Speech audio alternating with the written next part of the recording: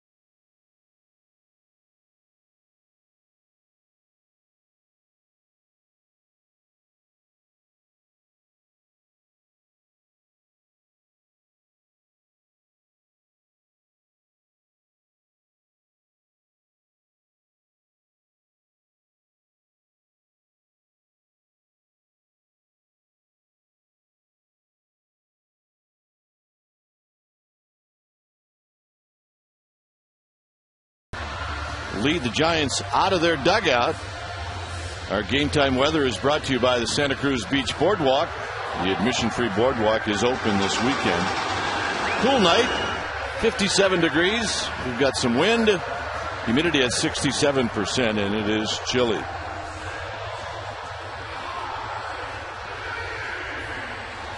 Giants took 2 out of 3 from the Atlanta Braves. A couple of long days, a Friday extra inning game, rain delays yesterday. Got beat up a little bit on Saturday, but all in all, everybody very pleased with their opening record. The first 6 games, they're 5-1. And Barry Zito has one of the wins as he beat Houston the second game of the season.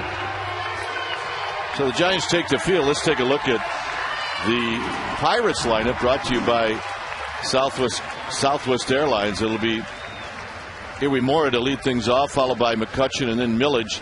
Garrett Jones, who really hurt the Giants last year, is in the cleanup slot. And this season started out 5 for 15, but he hadn't got a hit since. Then it's Domit Clement, followed by LaRoche Burris, and then Cedeno. Burris hitting 8th. Defensively for the Giants, behind Zito, they will set it up with DeRosa, Rowan, and Torres patrolling the outfield. Renteria Sandoval on the left side of the infield. Uribe and Huff on the right side. Benji Molina in the squat doing the catching. And on the hill tonight for the Giants, the left-hander, Barry Zito. And those are the numbers of his last outing in Houston. Just 4 base runners in 6 innings.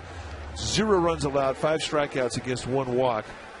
Still looking for his first win ever against these Pittsburgh Pirates. 0-3 lifetime with a 3.13 ERA. For him to be successful, he's got to stay in the corner of the strike zone. He's going to throw a cut fastball that'll run hard into a righty.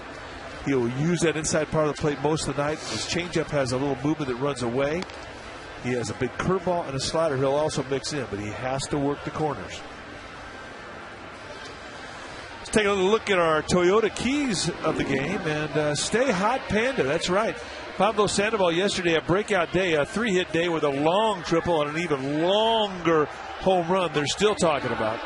And they need that bat to stay hot. And stay hot, Barry Zito, who's trying to do something that has not happened very often in his career, and that's get off to a good start. And after his last start in Houston, he was very optimistic, and we'll keep an eye on him. And 2-out magic. Yesterday, all the damage done early in the game for the Giants when there were 2 outs and nobody on.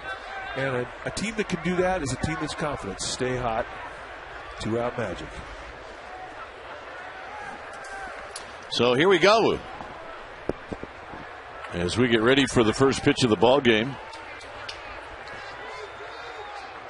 And Zito deals, and it's popped up. Who's it going to be? It's going to be Uribe doing a little bit of karaoke, and he puts it away. That is a gift from heaven right there. Our first out, 1 pitch out to start a ball game. Thank you very much. Here's McCutchen. 7:15 first pitch.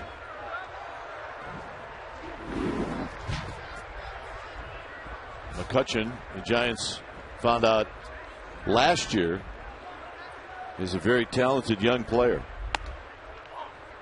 Plays a terrific center field. Hit the ball pretty well against the Giants. Lined into right center field. Torres will cut it off before it gets by him. And McCutchen with a 1-out single. Yeah, we walked into Pittsburgh last year. We really didn't know much about McCutchen. And boy, when we left that town, we were all impressed. Did a lot of things right. He's now 4 for 7 lifetime against Zito. Here's last innings Millage. Millage does have a home run against Zito. A couple of hits and 3 at bats. Overall this year, hitting .292. Foul back. Pirates being aggressive. Boy, are they ever. They're coming out hacking. And really, if Zito has his early command, that's exactly the type of hitter he wants to face.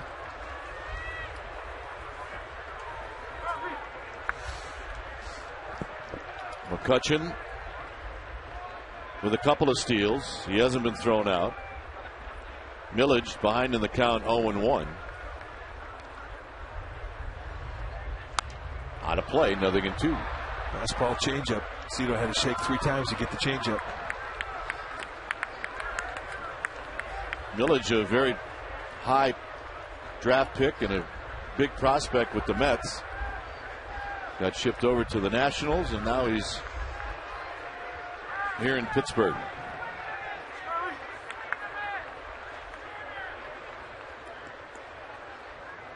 With Garrett Jones on deck.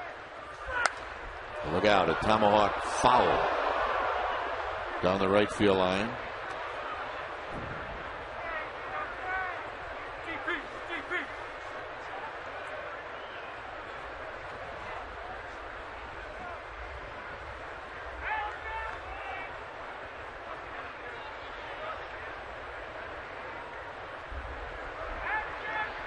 Going to throw a breaking ball here. A ball down in the dirt is a good pitch. Millage will chase.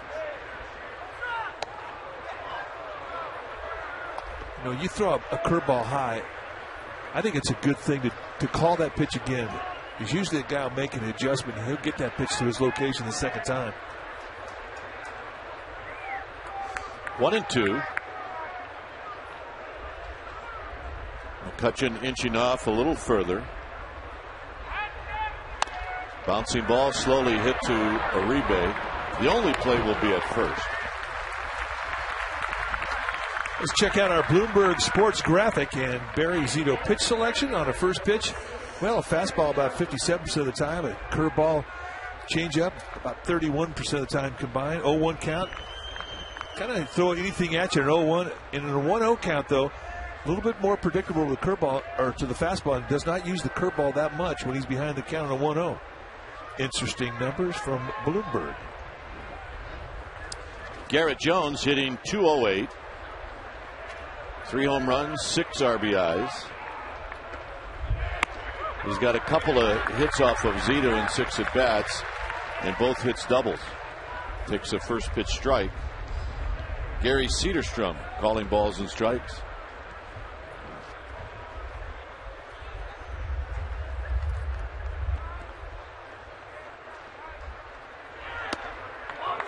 Just missed to even the count. Slider, good pitch, good location when you're ahead the count 0-1. Throw that thing off the plate, get him to chase.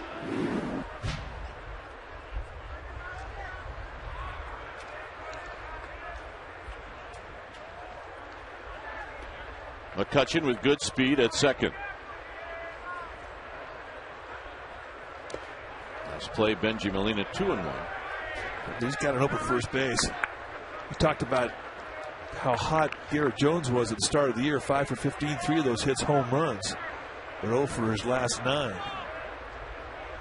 So you hate to use up a base for a guy who's kind of 0 for 9 in it, but you also have to respect Jones' power because he's got lots of it.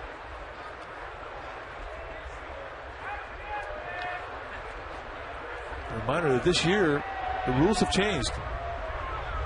Well, they just added a ball. You can go to your mouth on the mound, but you cannot be in contact with the rubber. If you touch your mouth on the rubber, that's still a ball. But if you could be on the mound right next to the rubber without touching it, you can touch it, and you can go to your mouth. So it's 3-1 to Garrett Jones. Foul back, 3-2.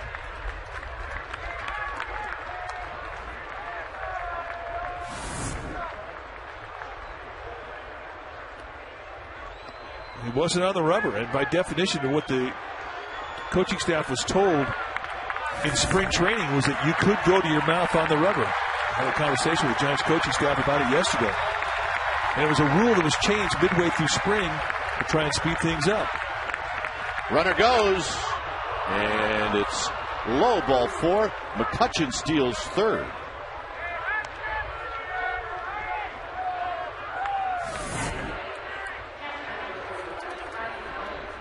Now, yeah, a pretty good jump, but I mean, you don't expect a guy to try and steal third in a 2-out situation. Well, Sandoval wasn't covering anyway, so it didn't matter.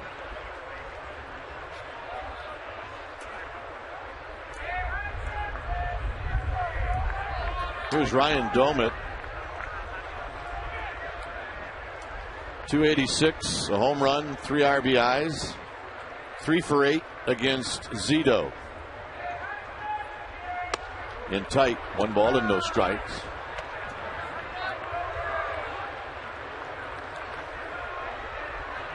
Domit, a guy with lots of power. He will swing for it.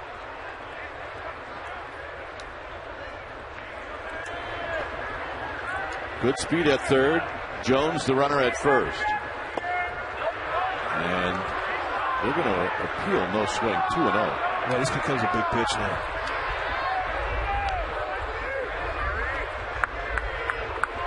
So this time Zito's going to go in the grass. The Pirates took 2 out of 3 at home against the Dodgers. They went to Arizona and they lost 2 out of 3. So coming into tonight, they're 3-3. There's a strike. 2 balls and 1 strike.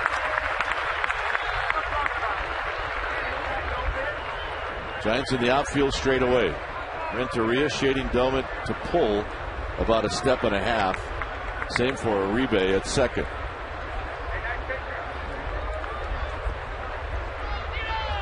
Two balls and 1 strike. Make it 3-1. So Zito right now a little bit off. And again, we talked about 2-0 being a big pitch. You can say the same about the 3-1 count. Definitely a hitter's count. They do have an open base at second. Left-hander on deck.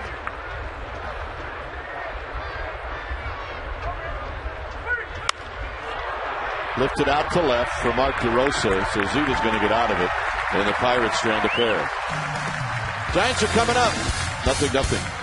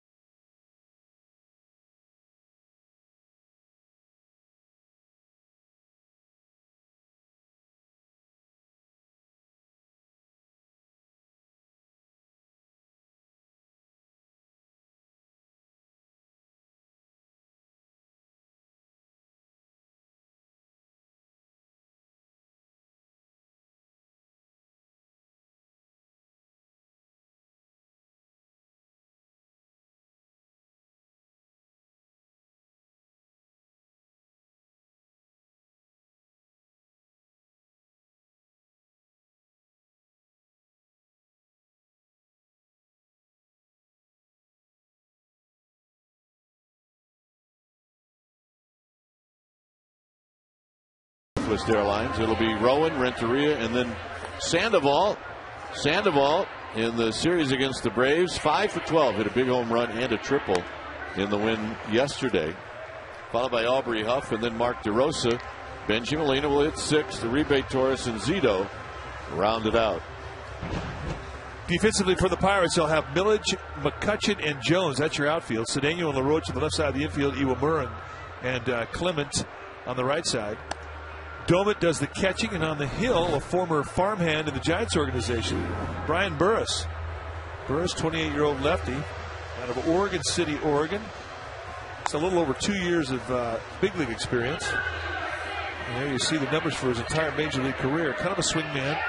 41 starts and 81 appearances, 13 and 20 in his lifetime stat with a 6.08 ERA. What you're going to see a lot of from him is a fastball that, and he'll use a cut fastball a lot, especially to righties. He's going to try and jam and use that inside corner with that cut action on the righties. He's got a big curveball and a changeup. He's got a little tail that runs away.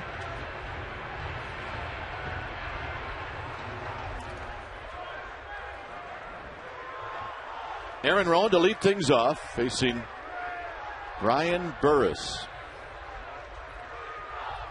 And Rowan takes a strike on the inside corner, hitting .290. He's got 4 RBIs. It'll be Rowan, Renteria, Sandoval here in the first.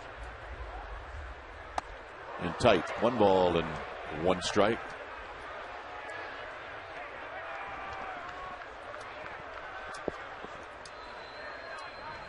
Giants yesterday with 8 hits. Lincecum and Affel held the Braves to 6 hits. Down low to Rowan. Affel did a great job on the hill and provided some laughter with an at-bat. Rowan drives it to left. That's going to fall and roll by Millage. Rowan digging for 2 as Millage kicks it around in a leadoff double for the Giants center fielder. Well, you want to energize your club in that leadoff position. Here's how you do it. You get a mistake. They set up in the outside corner. It cuts back middle in. And Rowan jumps all over it. And hits it right past Millage and puts himself in score position right off the crack of the bat. So here's Renteria. Renteria hitting .524. That's right, 24. 63 lifetime RBIs against the Buccos. Bunts it foul as that ball came up and hit him while he was still in the batter's box. Renteria is 11 for 21. He's got a couple of doubles. And had the biggest hit in this homestand with a game-tying 2-run home run in the 9th on Friday afternoon. I can still hear that crowd.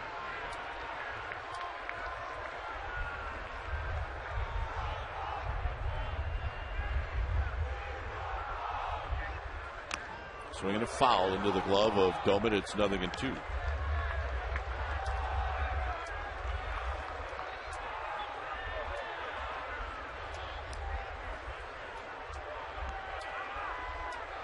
Boy, they are really giving Renteria the left field side. They are bunching up left center. And you can see where Millage is playing. And look at the area in left field. Now they got last year's scouting report. It's different this year. That's true. Last year he didn't use that side of the field much. He couldn't because of his injury to his elbow and his shoulder. In the dirt, 1-2.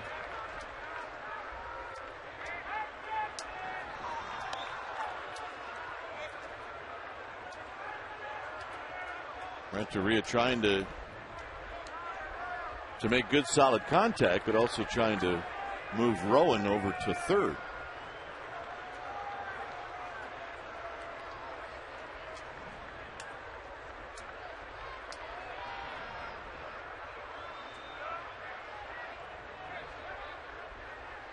And Renteria chops it foul. Boy, they're trying to bury everything in on the hands of Edgar Renteria. Well, that's Burris' strength, that cut fastball. And when he puts that thing on the inside corner, that flat cut that bores in on the hands, it's just a subtle movement. We're talking about a 4-inch slide. And once you break a hitter's elbows down, you've made a good pitch.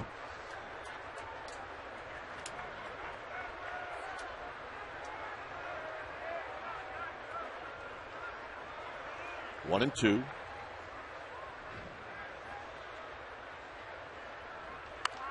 And Renteria is going to keep hacking. And those are tough pitches to hit. If he doesn't hit it, it may hit him in the back knee. I think I'd go up there with a full catcher's shin guard on my left leg, hitting against Burris.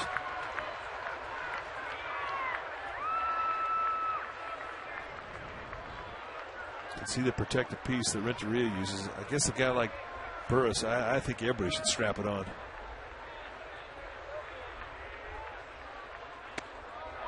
Just inside, they stay in there, 2-2. It's a pretty good battle going on right here.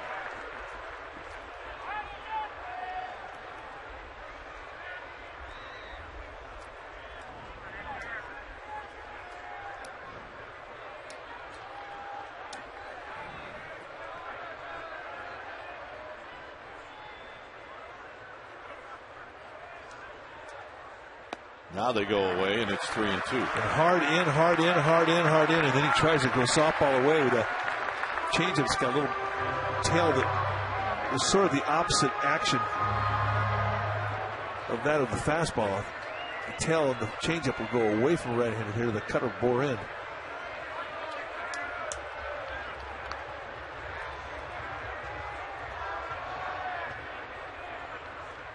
Here's the payoff. And he walked him.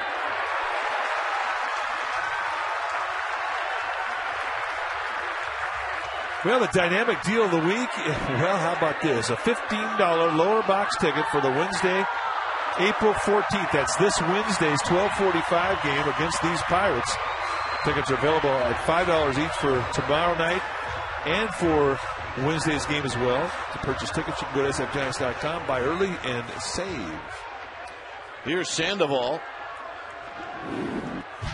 Sandoval, all of a sudden, he's hitting 360. 3 hits early in the year, that'll do that to you. Put 100 points on your batting average. 3 for 4 last night.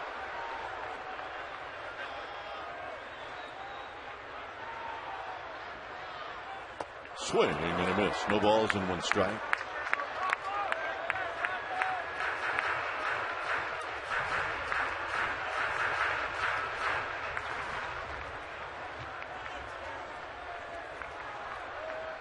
Rowan at second, Renteria at first.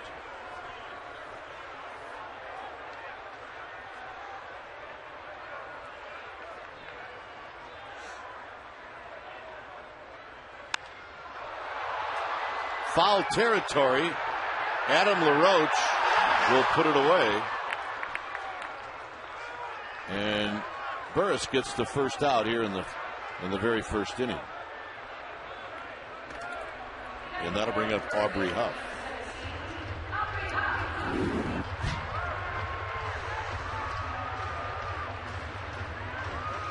Huff's numbers against the Pirates, he's hitting at a .217 clip. 5 for 23.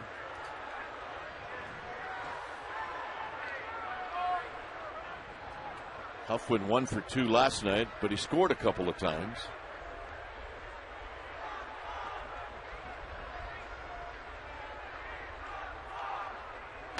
Look out. It hit him, and they're loaded. That's a break. Puts a runner on third base with less than 2 outs. Just barely catches a little bit of his sleeve. That would not leave a bruise. Well, it's going to give Mark DeRosa an opportunity.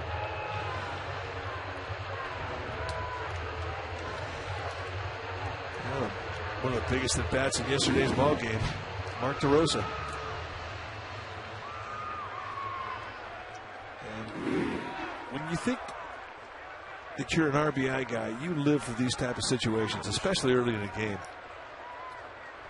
Well, late in the game, I guess there's no bad time for a good RBI.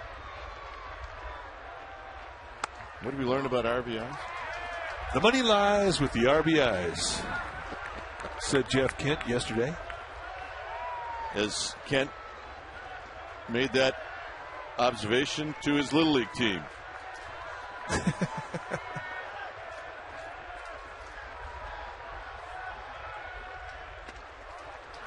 Two balls and no strikes. I could see him doing it too. I mean, this is a T-ball team, remember.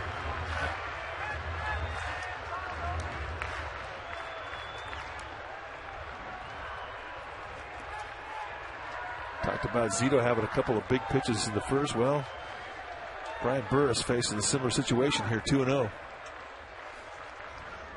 Rowan doubled to lead off the inning. Renteria walked. Sandoval ended up popping out, but then Aubrey Huff got nicked on the arm, and the bases are loaded, and Mark DeRosa is in the driver's seat, 2-0.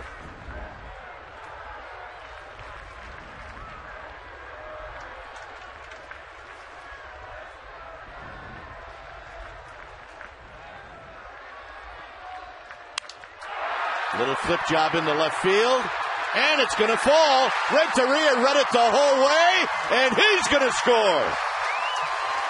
Renteria took a big chance, and it paid off.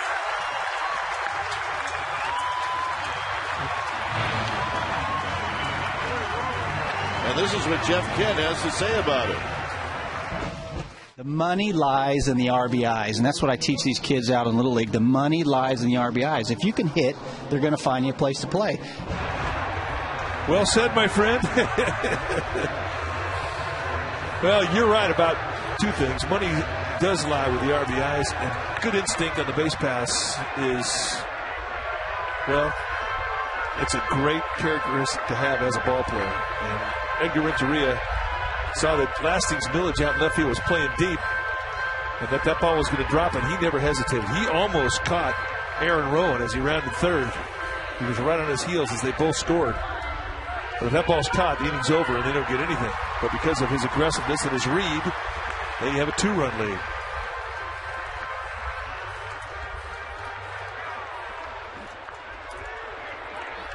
Here's Benji Molina hitting .267.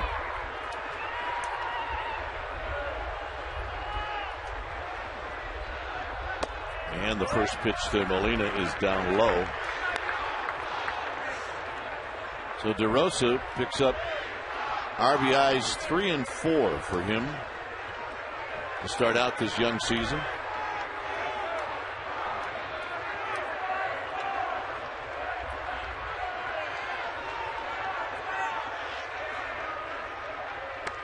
Down low, 2-0. Harris really has put himself in a hole consistently, falling behind in the counts. 1-0, 2-0, 3-1.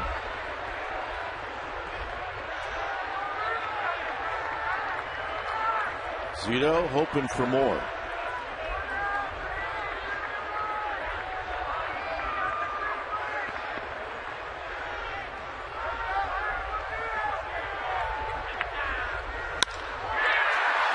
Into center field, a base hit. Here comes Aubrey Huff, and it's 3-0. Molina with the RBI.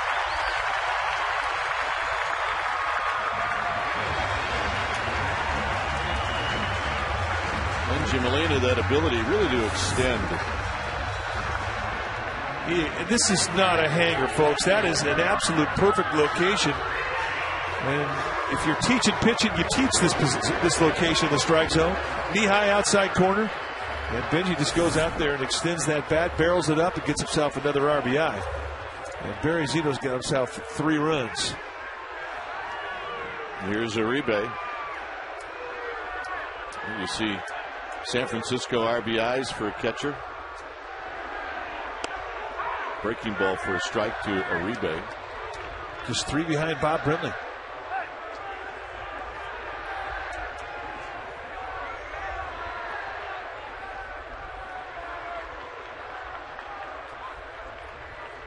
DeRosa now at second. Molina at first.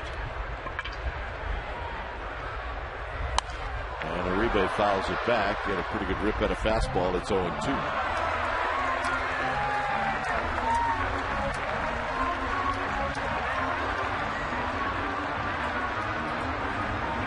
Talked about Edgar Renteria's great read. I didn't say the same thing about Aubrey Huff. Yep. Ball was not that far from being caught by Ewan Moore, the Pirates' second baseman.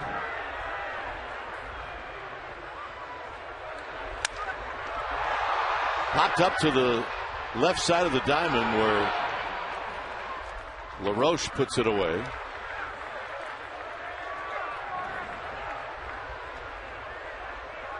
So Dave LaRoche's kid makes the catch, and here's Andres Torres.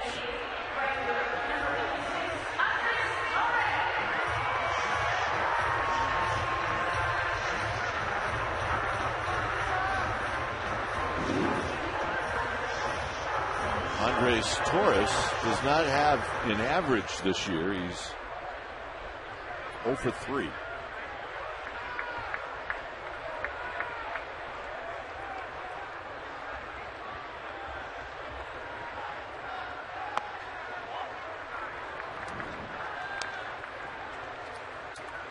Started one of the games in Houston And that's where he took the 0 for 3.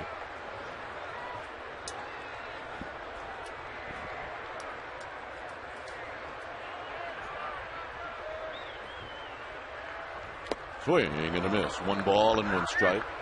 Good changeup on the 1-0.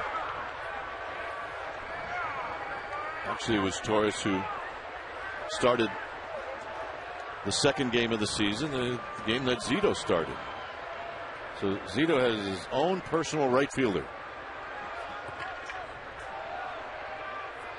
It's not a bad thing to have. Oh. In tight. Most pitchers have their own personal catchers. Right. But Zito's got his own personal right fielder. I mean, I've never heard that before, but he must be pitching to right field. But those guys, they hit it out to his personal right fielder. Not a bad thing to do in this ballpark, partner.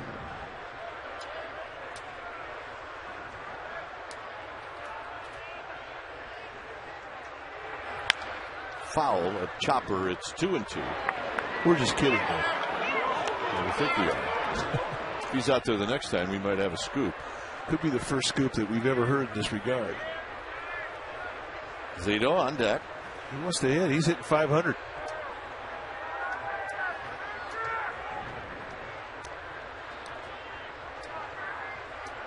He replaced Jeremy Affeldt as the Giants pitching 500 hitter.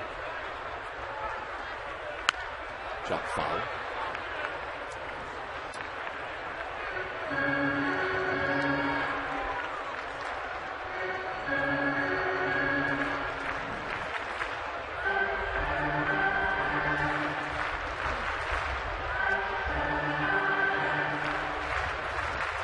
Two balls, 2 strikes.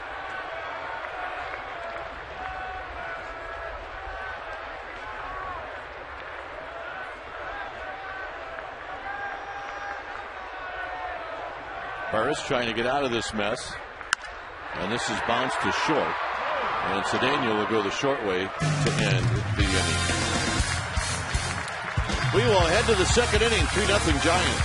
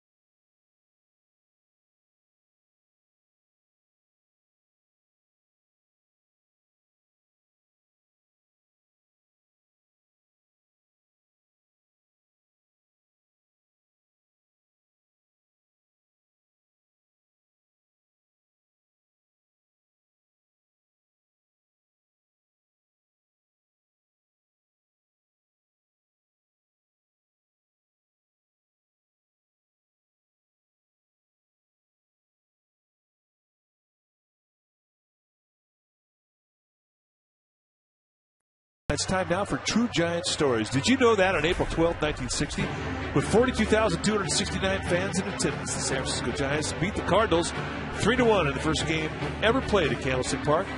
Giants pitcher Sam Jones threw a 3-hitter. Leon Wagner hit the first home run in the $15 million stadium. And in the third innings, the umpires' protests and the foul poles are several inches in fair territory rather than on the foul lines. The Giants will make the correction after the season.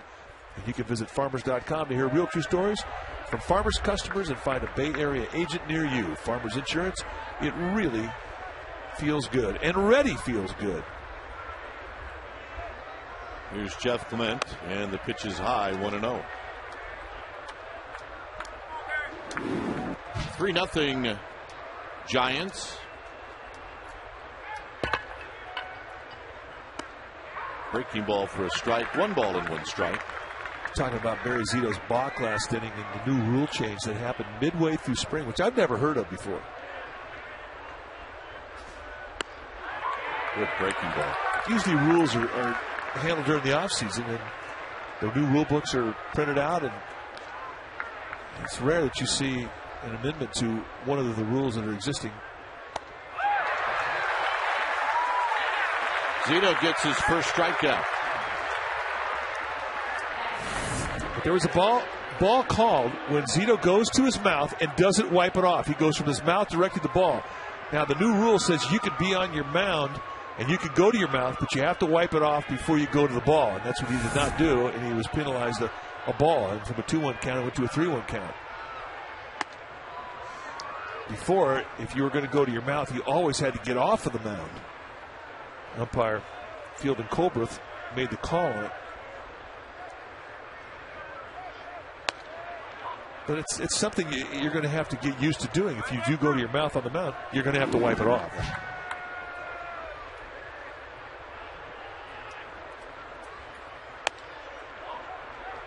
And the reason for the rule change was that they wanted to speed up the play of the game. Guys getting off the mound, going to their mouth was taking too much time.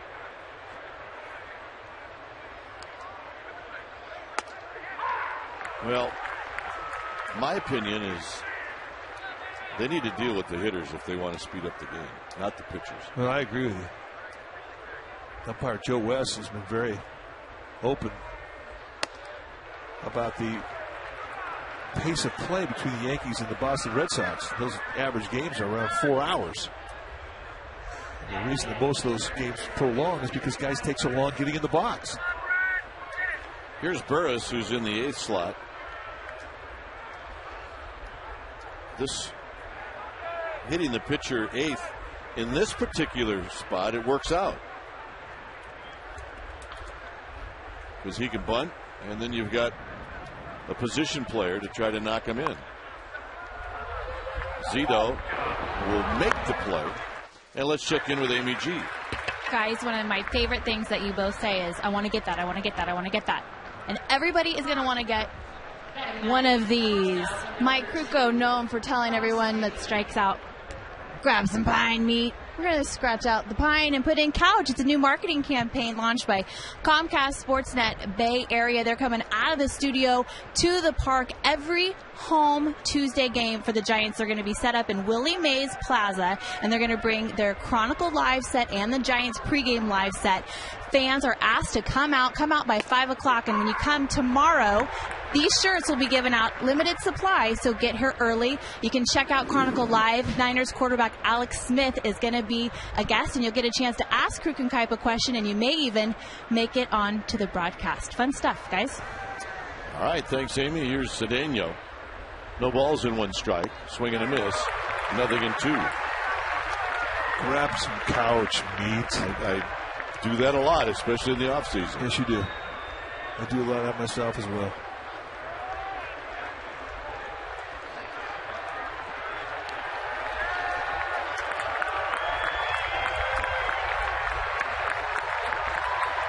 Oh, 2 to Cedeno. Down low, 1 and 2. Come to think of it, I do a lot of that during the season too. Well, yeah. I was going to let you take the season part, and I was going to take the off-season part. Couch is your friend. I know one thing. I fell asleep on it last night. Did you?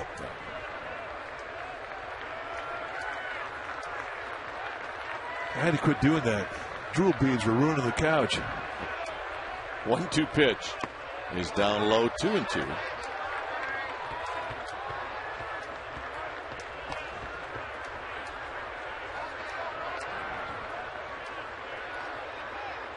When I was a kid, I used to watch my old man sit on the couch and he'd watch TV and he'd get the nap jerks.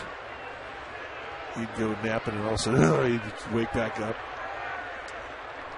And I've realized that as I've gotten older that I've inherited that. That's why when I watch TV now, I have to have a neck brace. You should see it on the plane when you're doing it. Well,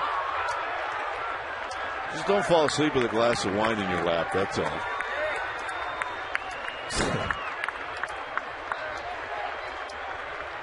3 balls and 2 strikes.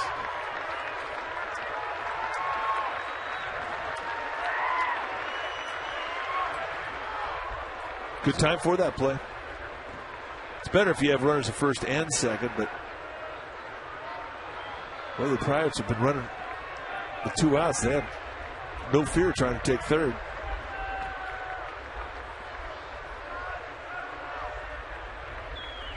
Up the middle, past Zito, and Cedeno is going to knock in the first run for the Pirates, and it's 3-1. Good at bat. Well, you saw the graphic. Cedeno 8 for 20 prior to this at bat, so you know he's seeing the ball well. And after that first curveball, he kind of laid off a couple of teases that were good pitches from Zito here in a 3-2 with a 3-run lead.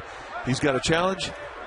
And Cedeno, just like your Todd, with 2 strikes, went right back up the middle. That's a big league at bat right there. So the pitcher hitting 8th worked. It did.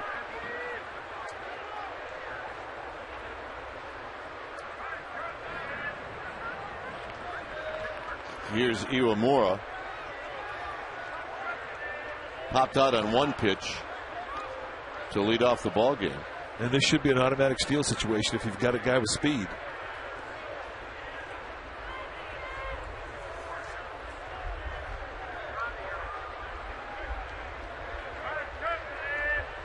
Cedeno's got a couple of steals this year. Check swing foul.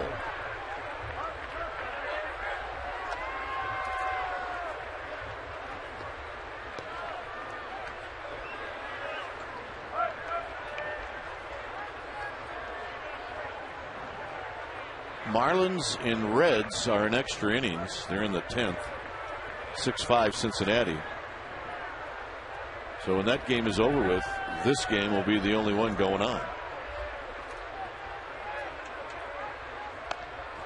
Up high, Cedeno started to go, but Molina got to it.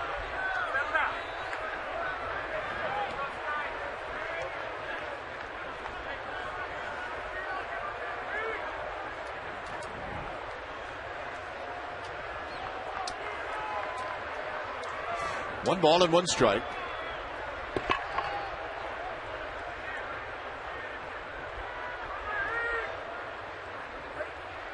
Up high again, 2-1. Zito's had a real tough time locating the knee-high location with that fastball. Now, he will pitch up a lot, especially to a right-handed hitter, because he likes to throw that cut at the belt. But he's not been able to go to the knees with any sort of consistency like we saw him do in Houston.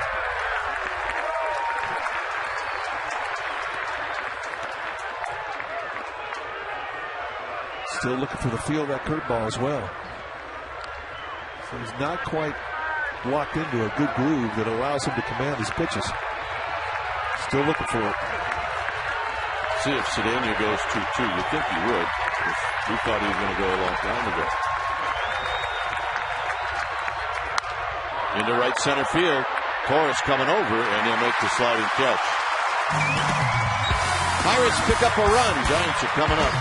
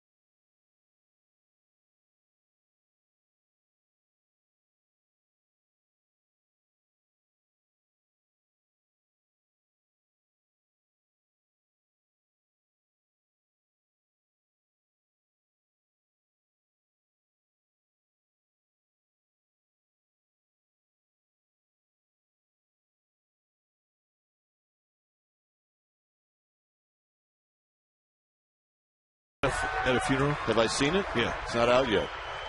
Isn't that like the CD or the DVD? April 16th. How about the original one? It's funny. Here's Zito. Would have picked me up there. Zito hitting .500. When you're a catcher, you just do not leave home without your gear. The amazing thing about that is either his wife or his date seems to be okay with it. Not a problem.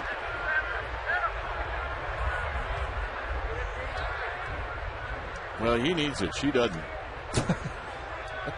No, she does not.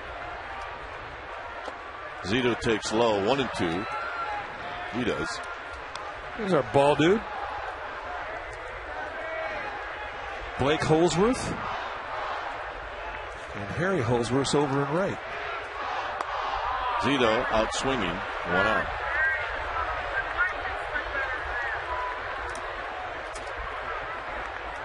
Yeah, this. Oh, I think this guy got a little Boy Scout in him. Be prepared. She's not real happy.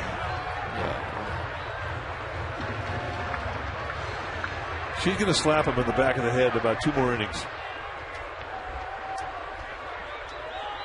She was so psyched about her seats. Here's Aaron Rowan.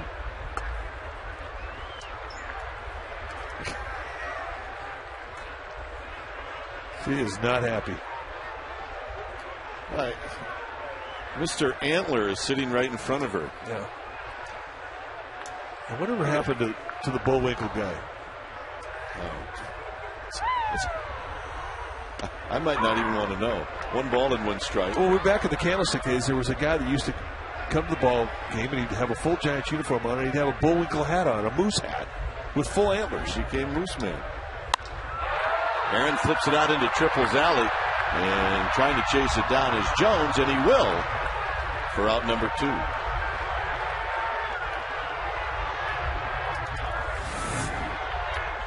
Definitely a base hit you don't get here at AT Park because of how far off the line right fielders will play to protect the alley. And Garrett Jones, that's a pure wrestling job right there. He did not look comfortable at any time catching that thing. Here's Renteria. Drew a walk in the first, eventually scored. Pops this one into left center field. McCutcheon is going to get there, and that'll end the inning. So Burris comes back with a 1-2-3 second. It's 3-1 Giants.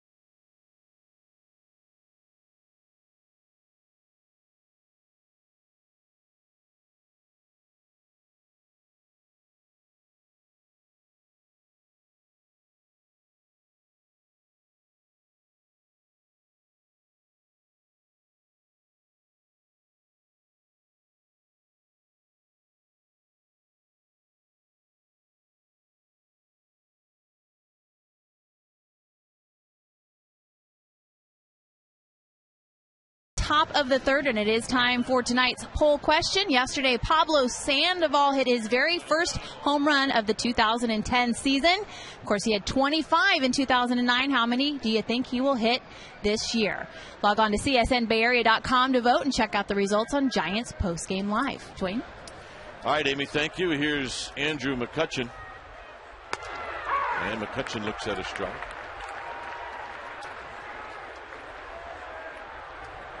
Well, he's already had one taken away from him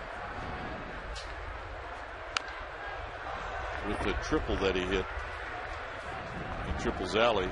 Or, as it was either Henry Schulman or Andy Baggerly called it, Mirabelli Alley.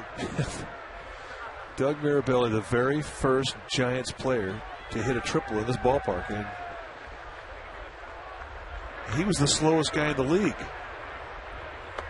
Not a body built for triples. Then he hit another one.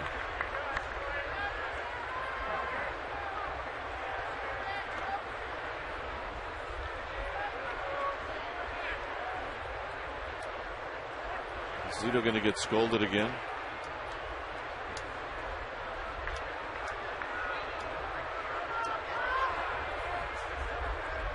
Well, I think they're talking about it. It's really hard to change the way you do things on the mound. And if you get to go to your mouth, now you have to wipe it off. The wipe is what's so weird. I mean, traditionally, when it's cool like this, you ask if you can blow in your hand. But they'll say, yeah, sure you can. You just can't lick your mouth. Well, now they're saying you can lick your mouth, but you got to wipe. And it's the wipe that screws you up.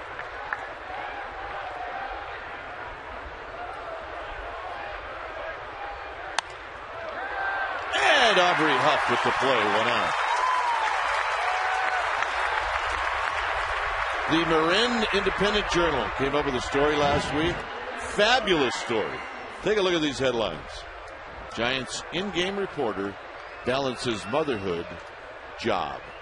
And of course, the story was all about Amy Gutierrez, who was with us for every home broadcaster in Comcast Sportsnet Bay Area. And what a fabulous story. Written about a really fabulous person. Yeah, we like Amer the Gamer. Here's Lasting's Millage. Plus, she's been known to give a good hug. Oh, yeah. Oh, yeah, absolutely. Good hang time on a hug. I mean, that's important. 1 ball and no strikes to Lasting's Millage. Hey, when you get 2 little ones running around, and then you got to worry about dealing with ball players, that's pretty good juggling. Yeah. And she didn't have to worry about us. She pulls it off.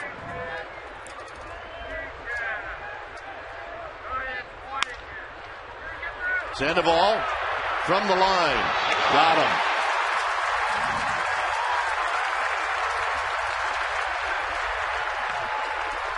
All right, let's check out the Panda Cam, brought to you by Panda Express, introducing honey walnut shrimp, a delicious new reason to visit Panda Express. Right over the top, and a straight seed, reminiscent of the way that Pedro Feliz used to do it. Look at the high release, and that ball was on a line right across the field. Nice backhander, good quick feet. Sit down, grab some couch meat. Good. Selling T-shirts.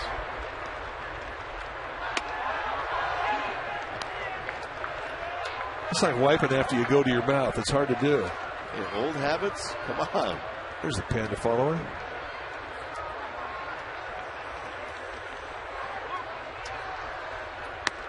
Good pitch from Zito. 1 ball and 1 strike.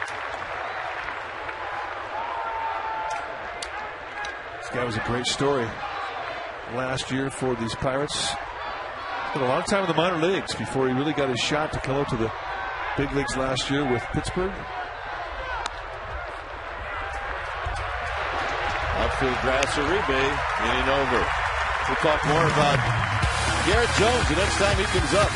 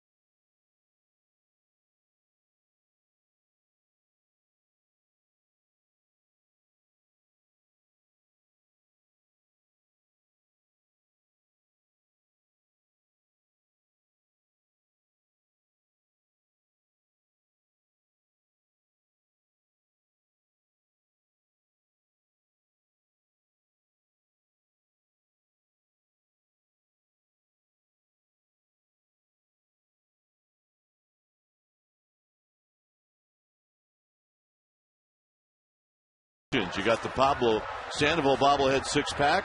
Features the April 24th game against the Cardinals. First 20,000 fans will receive a Pablo bobblehead presented by Chevron. Go to sfgiants.com. It's $149 per 6-pack. Sandoval takes a strike. A backdoor breaking ball. Nice pitch. Good location. Both pitchers starting to settle into a bit of a rhythm that they had the first inning. Sandoval way out in front. And a little unhappy with himself on that swing. How many times in baseball history have there been two left-handed pitchers in one game that started the game that had numbers in the 70s? I'm going out on a limb. First time ever. I thought I'd jump right in and help you out there. And a bit.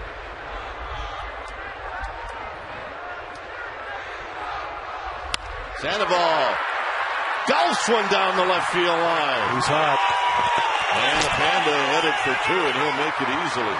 That came on an 0-2 pitch. Now, if you're on the mound, I mean, you're taught to throw an 0-2 pitch down here. And one of the things we found out about this guy, the Panda, is that he's one of the better low ball hitters we've ever seen. This is not a mistake from Burris. This is just an exceptional low ball hitter, barreling one about 4 inches off the ground, and he beats an 0-2 pitch and puts himself in scoring position to start things off here for the Giants in the third. Oh, yeah. And that Panda man, he's digging it. Here's Aubrey Huff.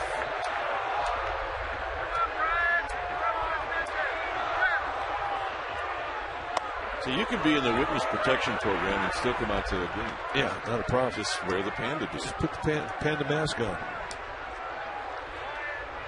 Except you can't pull it up. If he's in the protection, he just turned himself in. He was all right there for a while. 2-0 to Aubrey Huff, hit by a pitch in the first. I don't know. See, that kind of creeps me out. No, this guy's funny. He's lighting up the crowd there where he's sitting.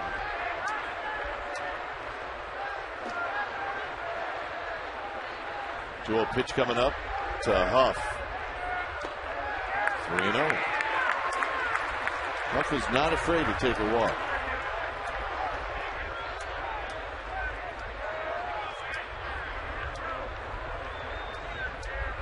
Mark DeRosa to follow.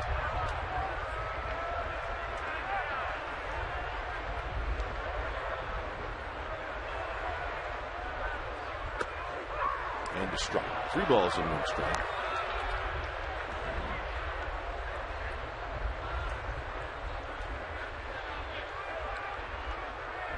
A cool Monday night here at the Yard. 4 hours and 9 minutes of rain delay yesterday. 3-1 to Aubrey Huff. Strike 2, Aubrey Huff.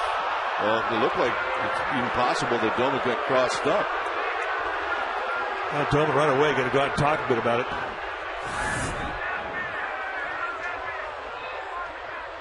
And he does get crossed up. Nice job, though, from Doma to still salvage the pitch and get a strikeout on a 3-1 count. So now it's 3-2 to Huff. It helps when you're starting pitchers throwing 87. It doesn't work if he's throwing 96.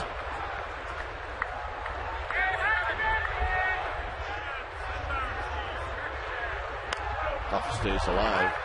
By the way, talking about yesterday, we do want to really tip our caps to a great job by the grounds crew, George Costa's crew.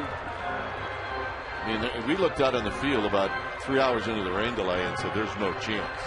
No chance. But the field hung on. And the grounds crew did a great job.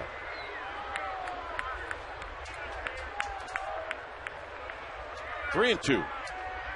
Look out. I don't know if it hit Huff. It didn't matter. He's going to reach.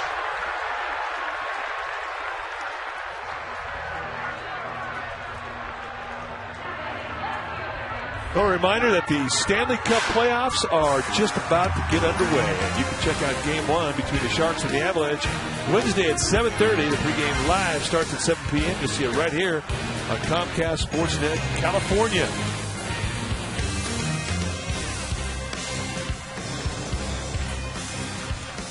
You getting psyched up for the Cup?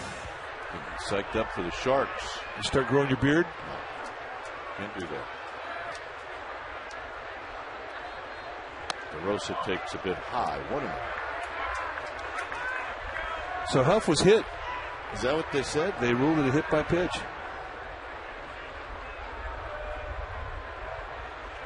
He's been hit twice, and he has nothing close to a bruise.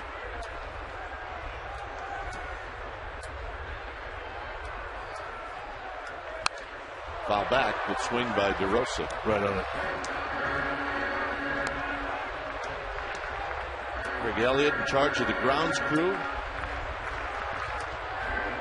Saw him today, shook his hand. I said, way to go. I remember guys out here on the West Coast, they don't get a lot of practice time with that tarp.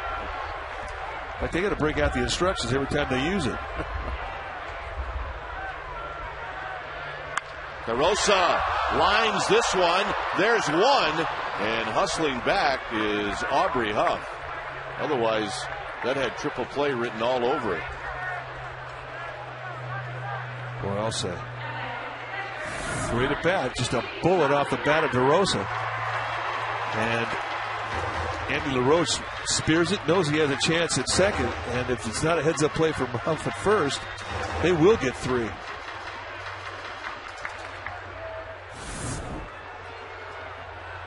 Benji Molina picked up an RBI with a base hit in the first.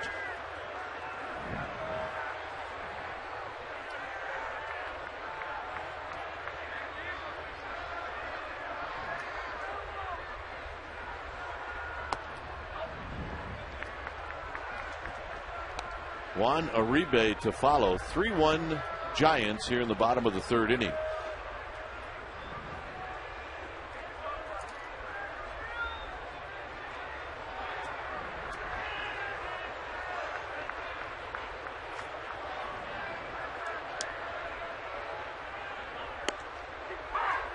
And a late call strike by Gary Cedarstrom.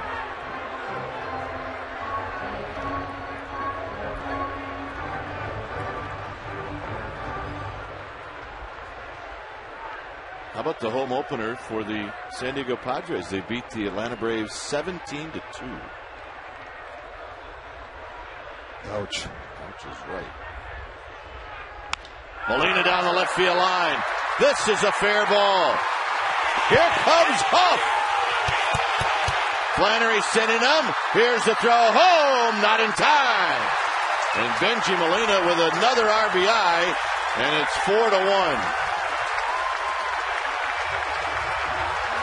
Brian Burris has got to be thinking, I'm throwing low pitches and they're just hitting them. It's our forward right choice, and Benji Molina golfing one down the left field line. And with two outs, you're going to get a good jump on contact. And Huff taking it all the way home from first. And that's our forward right choice.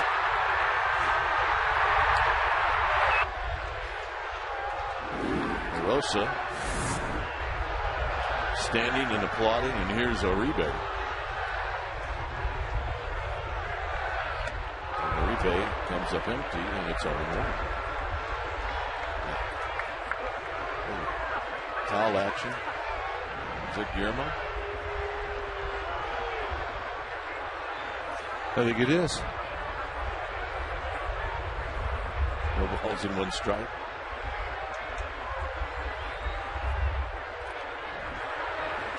In the dirt. Nice play. Doman. All right, let's check in with Supermom.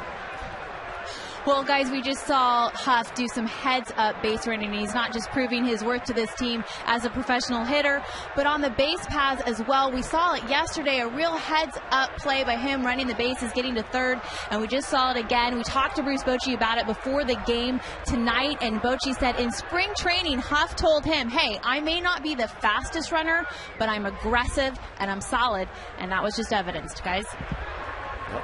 exactly right, although Huff is huffing. Fair ball down the left field line. Here comes Benji Molina. Uribe with a double, and it's 5-1.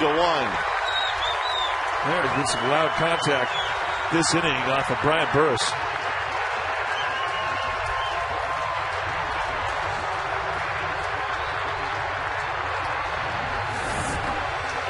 And they set up an inside corner, and just a lazy breaking ball that hangs out over the plate mid-thigh. And Juan Uribe's eyes got big as pie tins. And folks, that was loud. Here's Andres Torres, who's going to be walked intentionally. Zito isn't even out on deck yet. Here he comes.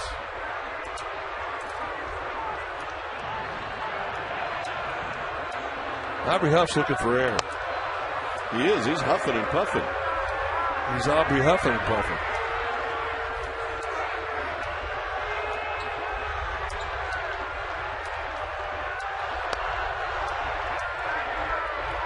Zito struck out in the second.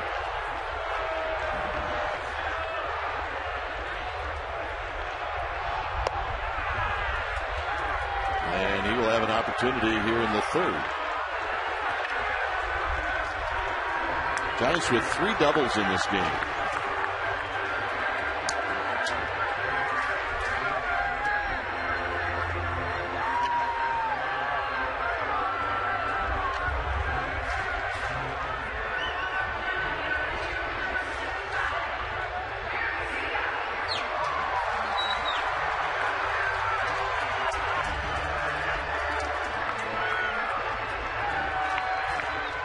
So here's Zito. 30 pitches in the first, 24 pitches here in the third, 62 total with 2 outs here in the third. And most of those pitches have been in the stretch. At the knees, and it's 0-1.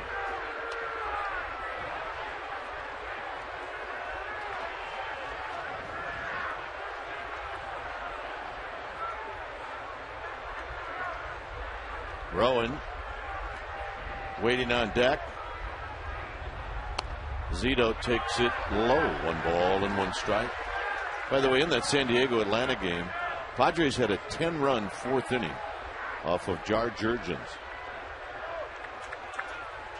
It has been a rough go for the Braves on this road trip. The lone exception, of course, was their Saturday night win against the Giants. Zito fouls it back. And you think about, they played a night game on Thursday in Atlanta, a day game here in San Francisco. That went 13 innings.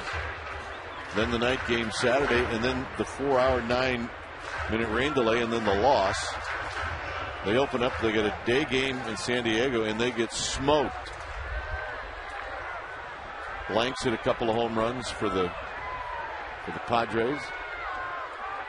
1-2 to Zito. Look out. Wow, almost hit him. A lot of times you have no idea as a hitter how quick you are. Well, when you have one coming at your boiler, you can discover that you had quickness you didn't even know you had. Yep.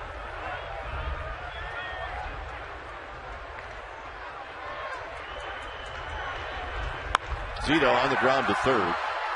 It'll be LaRoche, and that ends the inning. Giants score twice. One of those runs, Aubrey Huff scoring from first on the Benji Molina double. Here he comes.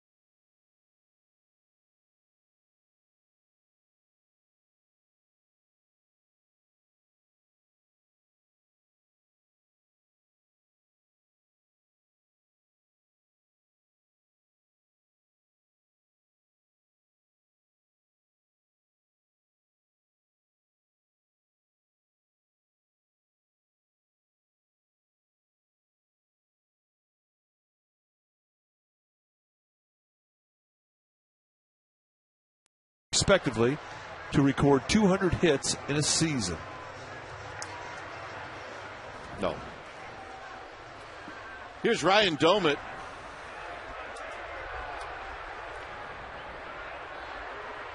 Domit hit a fly ball to left field in the first inning with a couple of runners on. He's 0 for 1. Zito now with a 4-run lead.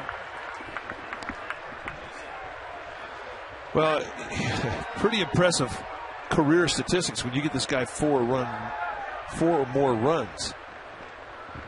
First time I saw the statistic, I had to go back and see if it was a mistake. Sandoval with a tough play on the run. Got him.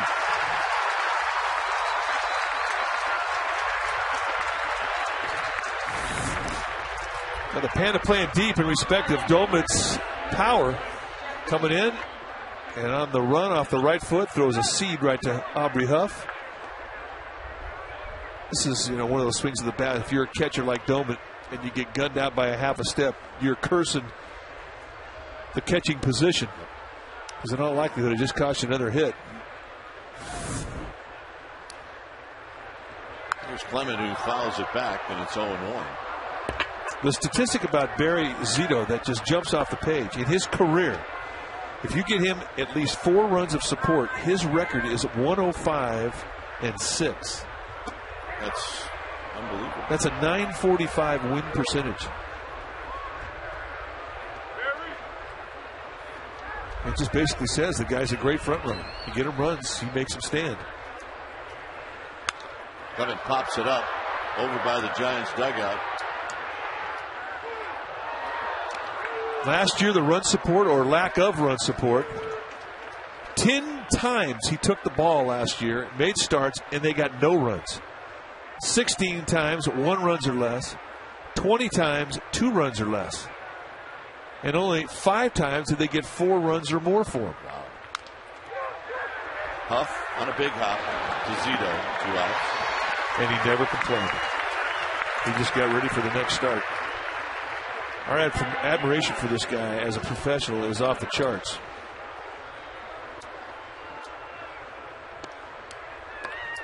And if you're a young pitcher and you watch how he would just wear it and never ever throw anybody under the bus, you have to learn.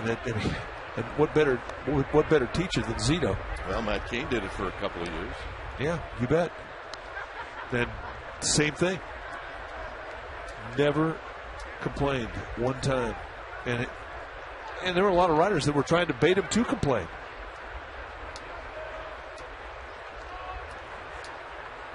Andy LaRoche walked and scored in the second, and here he takes a strike. Your number one job as a starting pitcher is to eat innings.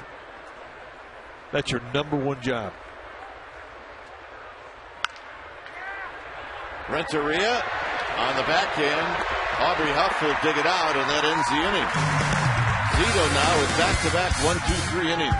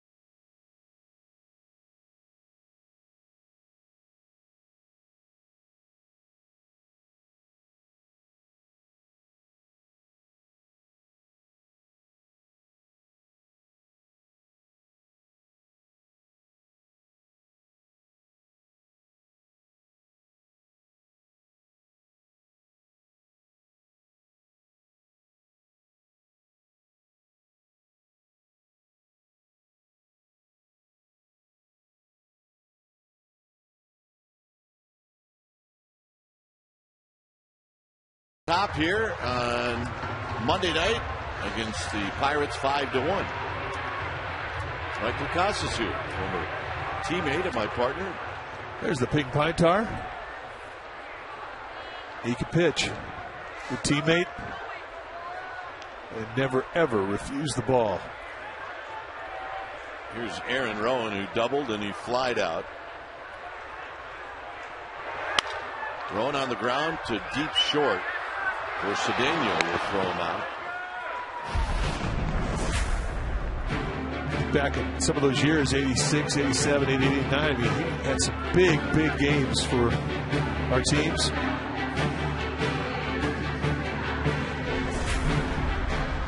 Just a natural sink on the fastball, learned a cutter, a good curveball, a split. I mean, throw anything anytime. It's just tough, just mentally tough. Good competitor. Here's Renteria. Good to see the pine tar at the ballpark tonight.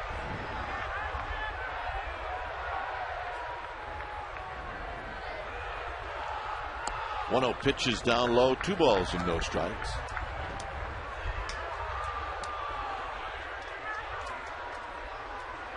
Five runs, 6 hits for the Giants. A run on 2 hits for the Pirates as Renteria pops it into the seats.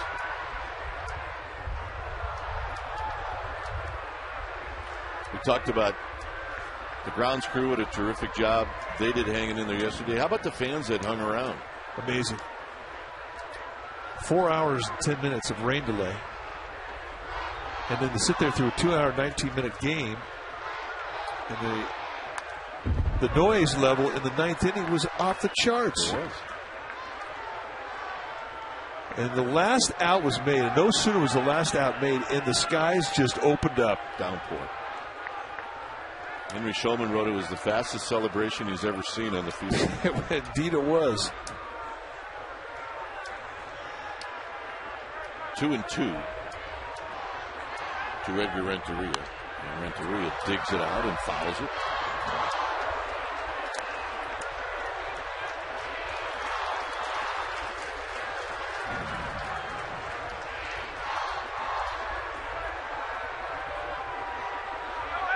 Yep, he's got his 2007 All-Star Game hat. Just in case the sun comes out. Keep those shades on. Renteria goes around, and that'll be the second strikeout. All right, time now to ask and answer our trivia question brought to you by AT&T, a better 3G experience. The question tonight, name the last players for the Pirates and Giants, respectively, to record 200 hits in a season. Our survey said, well, Freddie Sanchez did it in 2006, and Richie Willie did it in 2001. All right, Richie. Here's Sandoval. This one ain't gonna miss. 0-1. You think Richie knew that? He's watching. Oh, yeah. Yeah. He knew the answer. You think he's mad at us for not knowing it? Yeah, he's mad. That's why we love him.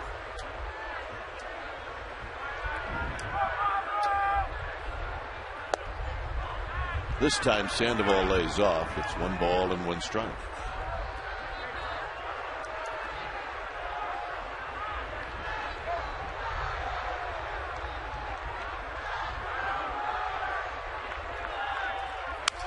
Sandoval breaks his bat, and he flips one in for a base hit.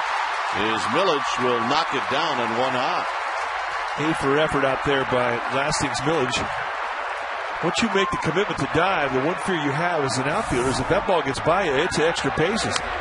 And the good play is made when he dives and then manages to smother the hop, keep the ball in front of him, and keep Sandoval at first. And this is not an easy thing to do.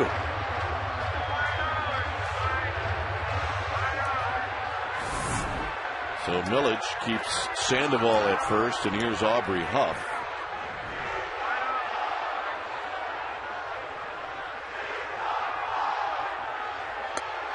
Huff almost hit for the 3rd time. They keep trying to crowd him. Trying to cut that fastball in the inside corner, and he's not finishing the pitch. He's kind of casting it off.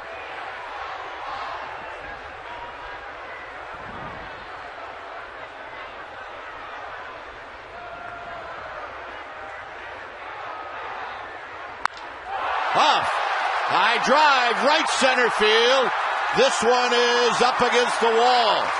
It is triples alley, and Huff is a huffing and a puffing as Sandoval comes in to score.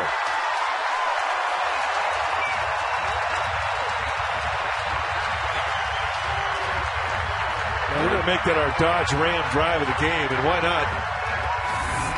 400, about 18 feet out in Triples Alley. He gets every bit of this one. And you're just not accustomed to hitting a ball this hard and having it stay in the ballpark. But Aubrey Huff, welcome to AT&T. And you'll have to settle for a 1 RBI triple. But folks, that was a thing of beauty, and that's our Dodge Ram drive of the game. 6-1 Giants. Here's DeRosa. And DeRosa takes a breaking ball for a strike.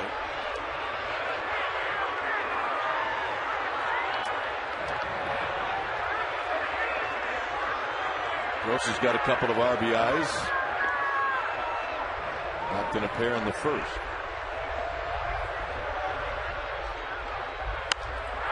Down the left field line. Is this one going to stay fair? It does not. Could have been by much. Marty Foster, the umpire at third base, going down the line to make the call. And how foul was it? Foul. 2 feet.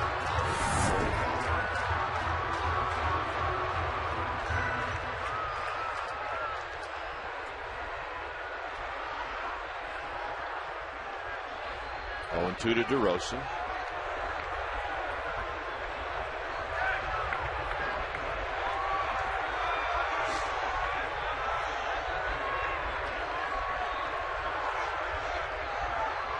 Way outside. Nice play by Domick. 1-2.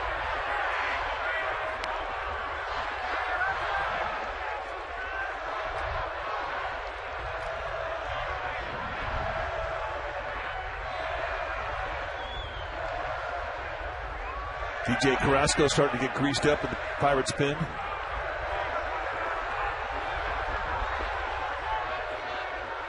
DeRosa out in front, pops this one up. Who's it going to be? It's going to be the first baseman, Clement, who makes the catch to end the inning. Giants pick up a run at 6-1, San Francisco.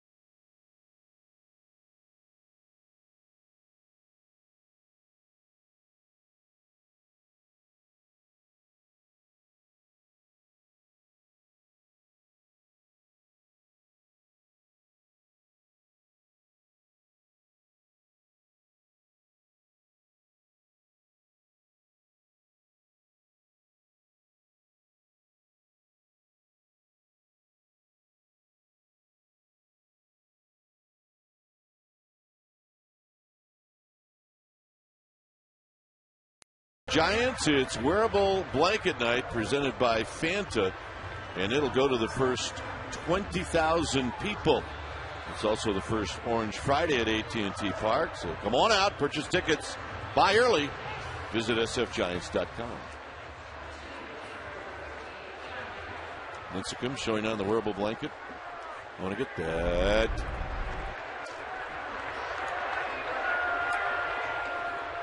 John Rayner is going to hit. Rayner is going to hit for Burris, and the first pitch is high.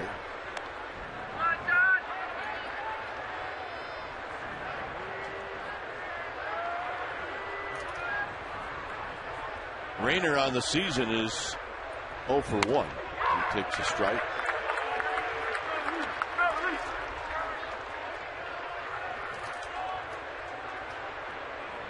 So Burris is done for the night. He gives up 6 runs.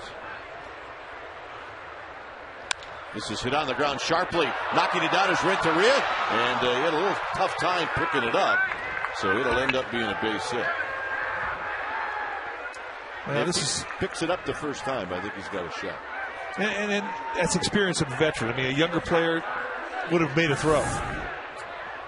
5-run lead. You just say, well, I couldn't get a grip, and you just take a bite out of it. First major league hit for Rayner. They're going to get the ball for him.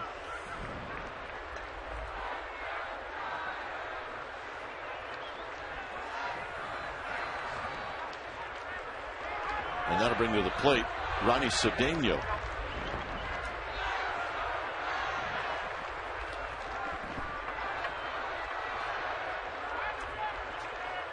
Cedeno takes a pitch high. The third hit of the game for the Pirates.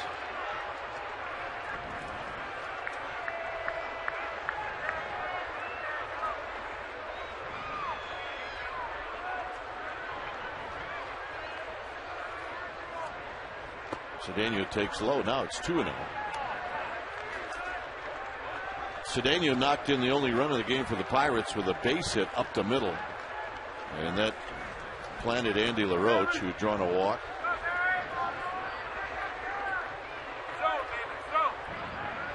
Moore is on deck. And Zito has to come in, and he does.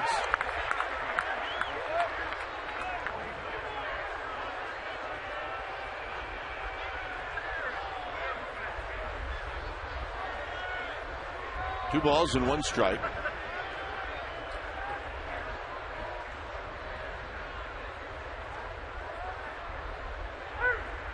Ooh, to the backstop. And Rayner down to second. That'll be a wild pitch. Well, you know, it's hard to explain a guy who has to rely on command getting into a pitch where it just takes off. It's like the pitch has a mind of its own.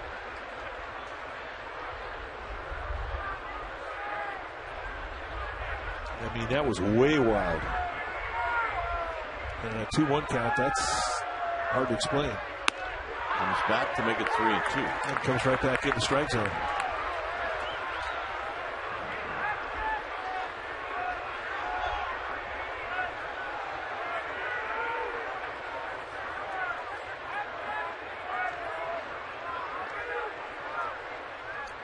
On the ground to Uribe. 1 out. Tune into the Bay Area's #1 rated 11 p.m. newscast. That would be NBC Bay Area tonight at 11. And wake up with traffic and weather on NBC Bay Area weekday mornings starting at 4:30. Rayner moves to third. Iwimura will hit with a runner at third and only 1 out.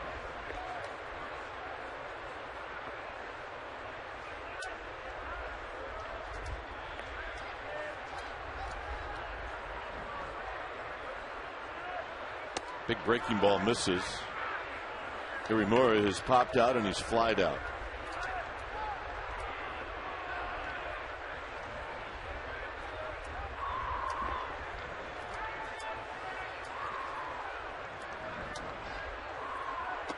Down low, 2-0. You know, the 5th inning is a different inning because that is the one inning. Once you complete it, you qualify for a win as a starter. And it could be a different vibe, even with a 5-run lead. Safe to say that Zito's grinding this one out. He's grinding. He does not have the same command he had in Houston. Out of play, 2-1. And it's been the curveball that he's not really been able to consistently get in the strike zone, and the fastball has been iffy as well. But all you do on a night when you're struggling with your command is you try to make adjustments off every pitch and hope that you can get into a rhythm where you can find a stroke and then be able to repeat it.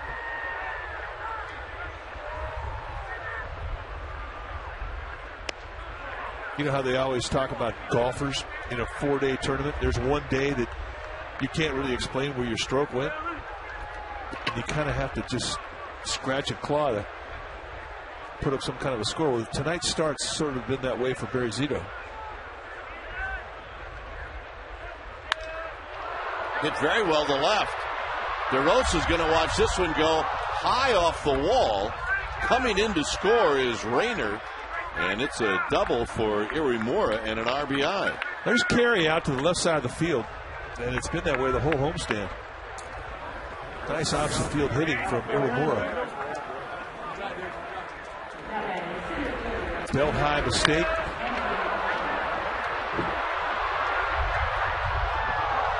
And he almost knocks it out of here.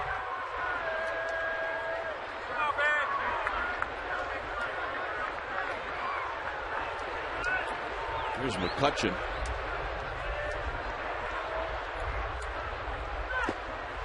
McCutcheon is singled and he's lined out to Huff at first.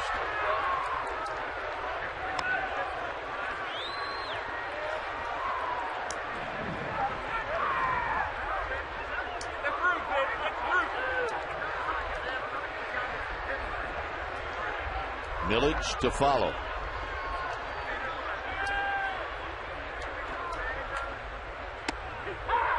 McCutcheon couldn't pull the trigger. It's a called strike. Good changeup. He has continued to throw all his pitches. I mean, that's one thing about a night when you're struggling with your command. At times you can get predictable to a pitch because it's the only thing you can get over the plate, but he's throwing everything he has. 2 balls and 1 strike.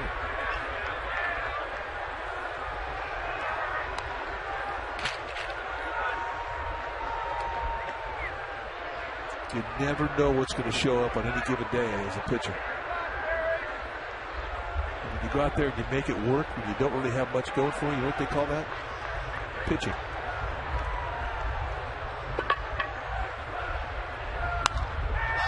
This one maybe playable for Huff. Ball's going to come back and he makes the catch. Well, you're going to get drift that comes from the right side of the field, and pop-ups are going to come back into the field of play.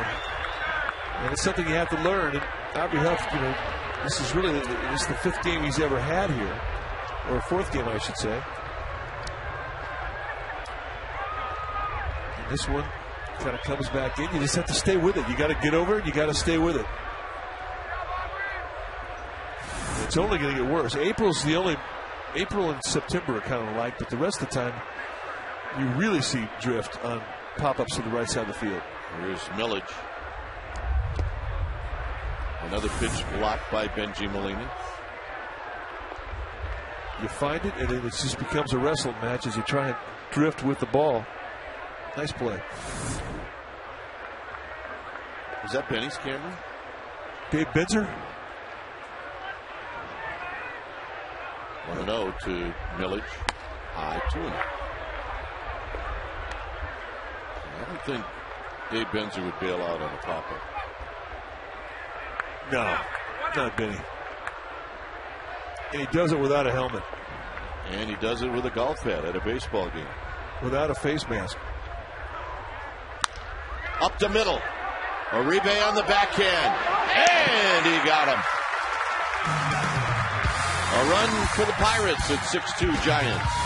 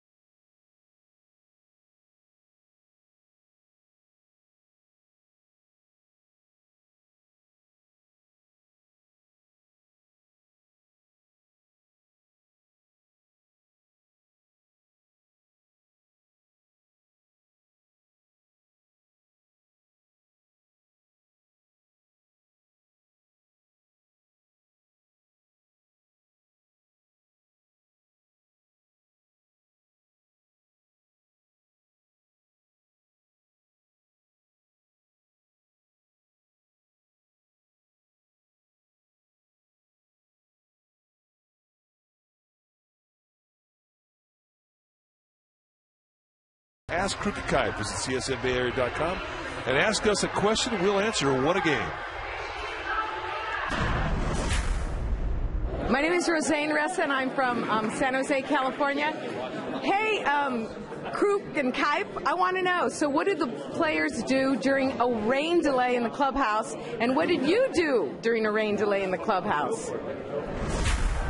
All right, here's Benji Molina.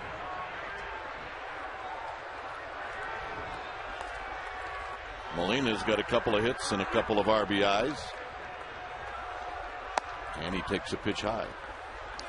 Well, I had to do an update every 10 minutes. So I sat right here diligently while other people watched the Masters. No, this is when we were players. No, I believe she was talking about yesterday. Oh, really? Yeah. Oh.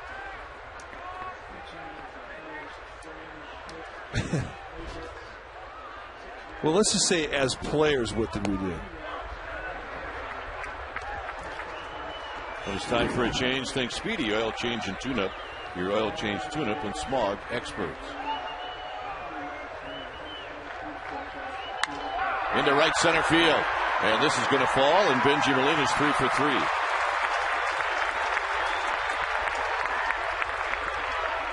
So Molina picks up a base hit off of DJ Carrasco. I mean, yesterday wasn't all watching the Masters. We did about an hour and a half's worth of interviews, which was fun. Indeed it was. But as players, play cards, or play dominoes, or watch TV. That is, unless you're the starting pitcher. If you're a starting pitcher and you get a 45-minute to an hour and a half rain delay, you got to keep moving. Ride the bike, get a rub, change your clothes. Do not stop. If you stop, you lock up. 2 balls, no strikes. But yesterday, I mean, we were here a long time, but it just didn't seem like an inconvenience. So much going on in the ballpark with all the old 2000 Giants around. It's actually a fun day. In the dirt, knocked down by Doman. It's 3-0. Well, plus, it wasn't like it came as a shock. Yeah, we knew it was going to rain. We knew it was going to be a big rain. They had predicted it was going to be at least an inch of rain. And the guys in the ground crew thought that they got over an inch here.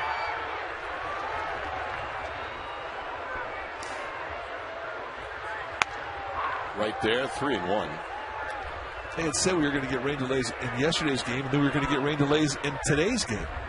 Hasn't happened. It's been a great night to play. It's been cool, but compared to the last couple days, it's been beautiful. 3-2.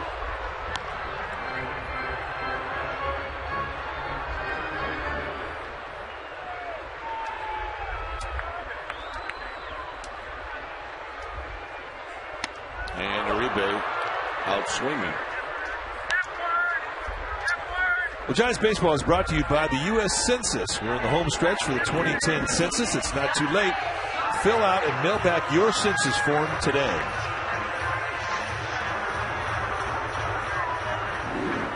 Andres Torres is 0 for 1. He bounced out in the first. Was walked intentionally in the third. 6-2 Giants.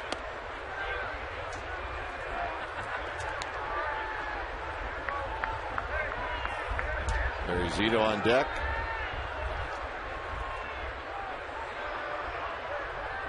Carrasco's a big guy, 6'4", 220. He will drop down. Off the chest of LaRoche, and they get the force play at second. It's a good play by LaRoche. He knew who was at first base. He knew he had plenty of time because Molina has no speed. And he did not panic at all. He knew the speed was in the batter's box, not at first base. Pick it up, and here's a tip for you kids. When you have a ball that you bobble, do not try and pick it back up with your glove. Pick it up with your bare hand. As you see the speedy Andres Torres going down that line. 4-1. It's good speed. Zito is struck out, and he hit a slow roller to LaRoche. Out of play, 0 for 2 this year. Or checked at 0 for 2 tonight, but he does have a hit this year. He picked up a base hit in Houston.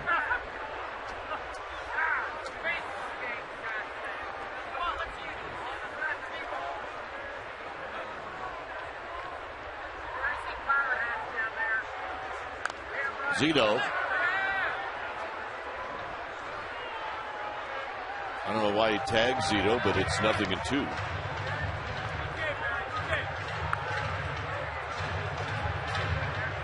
Aaron Rowan to follow.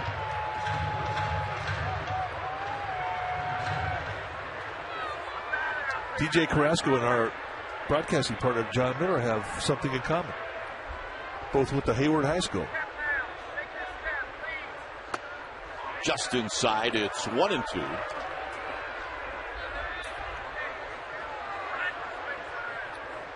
Mighty fine high school, the Farmers. 1-2 to Zito.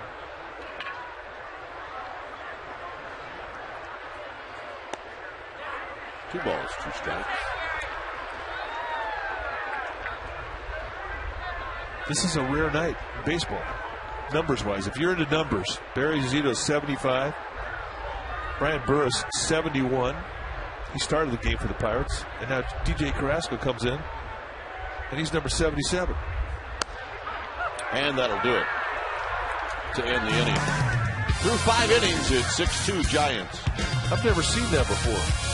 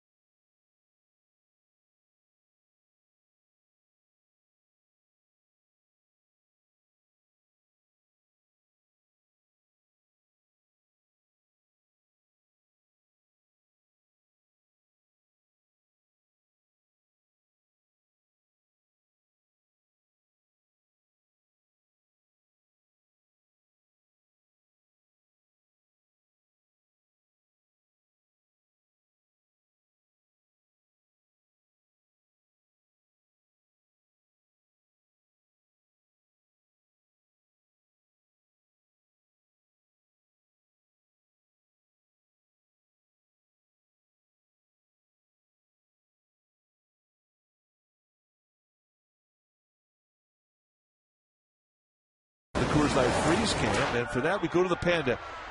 Down in the count, 0-2. This is the pitch that Brian Burris throws him, and that thing is about 6 inches off the ground. And the result, a bullet down the line for a double. That's our Coors Light Freeze Can, brought to you by Frost Brewed Coors Light, the world's most refreshing beer. Here's Garrett Jones to face Barry Zito. First pitch pop up. Renteria out, calling off DeRosa. 1 pitch, 1 out.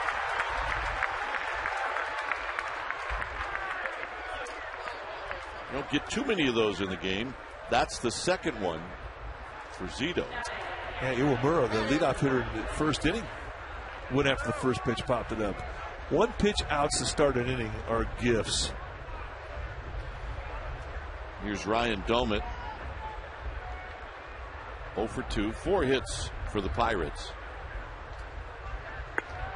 Giants with 9. It's like you're starting off the inning with a 1-out handicap. Yeah.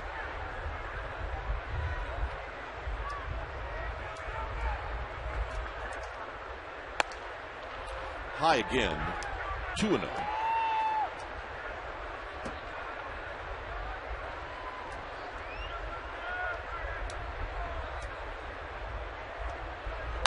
On the ground to second. Uribe. 2 outs. And here's Clement. You tell people about how an inning can feel different, like a first inning, a fifth inning, a ninth inning. And they look at you like you're talking a language they don't understand. But for any pitcher who's been out there, they totally understand that. And it's true.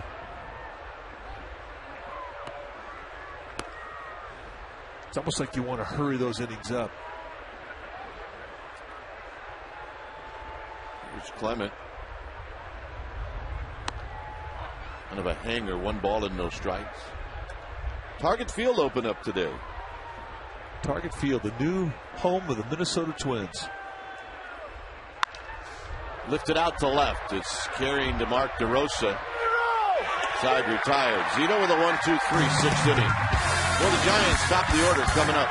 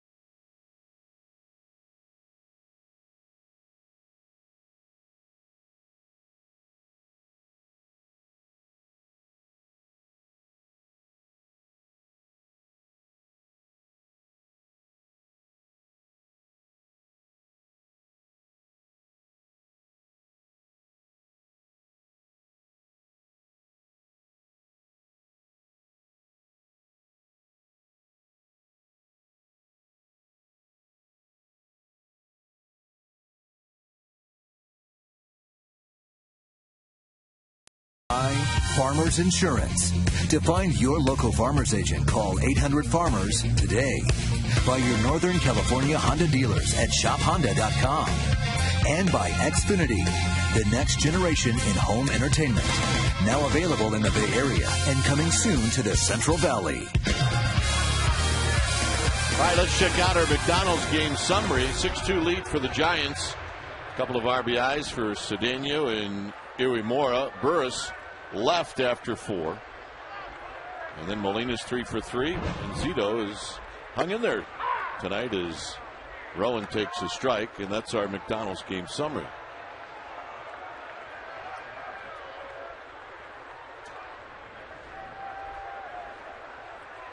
The 0-1 to Rowan, and he fists one underneath the glove of Carrasco. There is the second baseman, Iwimura, and he throws him out. Well, check out the 2 bobblehead 6-pack options. There's the Pablo Sandoval bobblehead 6-pack. It features the 24th of April game. Giants taking on the Cardinals. First 20,000 fans in attendance will receive the Pablo bobblehead, presented by Chevron Extra Mile. Then the Tim Lincecum bobblehead 6-pack features the July 17th game against the Mets. First 20,000 get the Lincecum bobblehead, presented by PG&E. Price is $149 per 6-pack. Visit sfgiants.com. Oh yeah, that guy's going to get the Panda bobblehead 6-pack. Pitches down low to Renteria. 1 ball and 1 strike.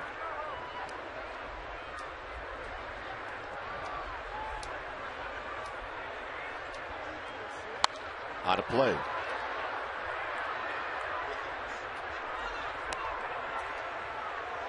One and 2 to Renteria.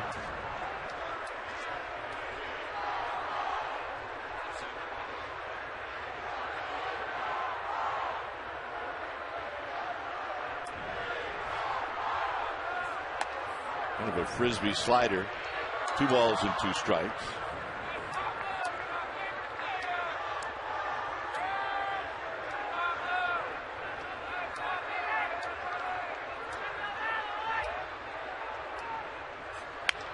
pulled on the ground, foul. Like we were talking about the rhythms in this game, and Barry Zito's rhythm much different in the 6th inning than it was in the 5th. Much more relaxed. And we talk about the difference between that 5th and 6th inning. Just the 5th inning, you have to complete that inning to qualify for a win. And Renteria out looking. He does not like the call from plate umpire Gary Cedarstrom.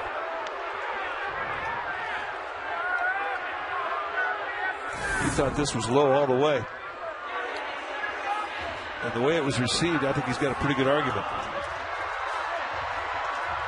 Well, tune in to the Bay Area's #1 rated 11 p.m. newscast, NBC Bay Area tonight at 11, and wake up with traffic and weather on NBC Bay Area weekday morning starting at 4:30 a.m. Sandoval's got a couple of hits as he fouls this one out of play. But once you get past the 5th inning, you see pitchers relax, and that's exactly what it looked like to me with Zito in the 6th inning. He was a much different pitcher than he was in the 5th, and a much more relaxed pitcher. The 5th inning can do that to you. The 9th inning can do that to you. And in a lot of cases, the 1st inning can do that to you. Sandoval misses up and in. It's 0-2. He got that one pitch out, and then he was cruising. 0-2 to Sandoval.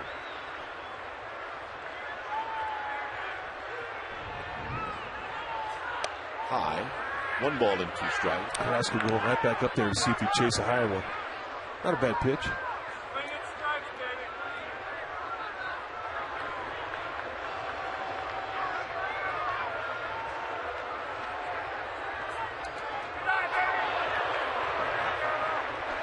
Dolan's sort of wearing one on the mask.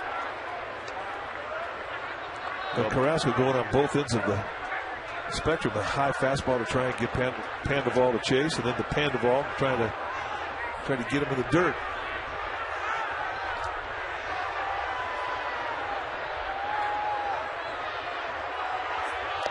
And Sandoval works it to a 3-2 count. When did we see that fan last year that had the uniform that had Pandoval written on it? He was walking out by the walkway over the arcade. I thought that was well conceived. Very nice. Payoff pitch to Sandoval, and Sandoval lines it to left, and it's going to fall. And a 3-hit night. All right, let's check in with Amy G. Hey, Dwayne and Mike, you guys were mentioning what a great job the grounds crew did yesterday. And about 10 a.m. yesterday, I spoke to the head groundskeeper, Greg Elliott, asked him, when you know you have to deal with a day like you did yesterday, what are some keys? How do you handle it? He said 2 things, and I called my crew Saturday night to tell them. A good night's sleep and a huge breakfast, because you don't know when you're going to be able to eat that day. And speaking of eating, the guy who may have had the toughest day, the team chef, Chef Joe, he only prepared enough food for the day game. He had to do a couple of store runs, to say the least, but the guys were well fed. He took care of it, gentlemen. That's right. Don't forget about Joe Day. Joe Day, the chef to the stars. Aubrey Huff with a triple in the 4th inning. And this time he pops it up. And it's going to be Jones who's asked to catch it, and he can't. And Sandoval's going to race to 3rd. Giving up on it was Iri Mora, and once he did that, he left it up to the outfielders. That is the second baseman's play. See, Iri Mora bailing out right here. That's just no man's land right there. Garrett Jones does not have great range. I mean, he's more of an offensive player than he is a defensive player. And if you're asking him to cover a lot of ground, especially coming in on the ball, you're asking him to make a tough play. Giants catch a break. Here's Mark DeRosa.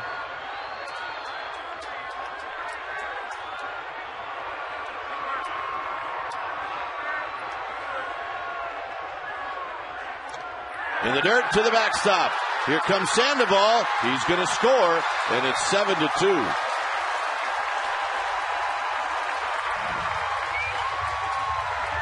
Well, the one pitch that catchers hate, with runners at third, is a fastball that stays down.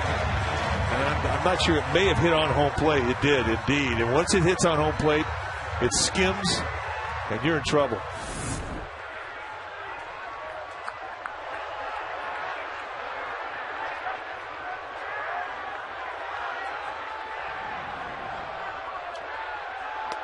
DeRosa takes low.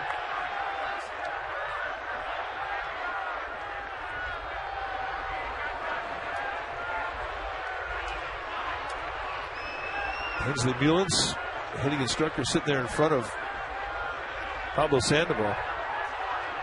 He's got to like what he sees. An 11-hit night for the Giants. A bit high to DeRosa. Talked about the Panda having a 3-hit night. That's 2 days in a row where he's had 3 hits. That'll pump your batting average up this early in the year. My goodness, will it ever?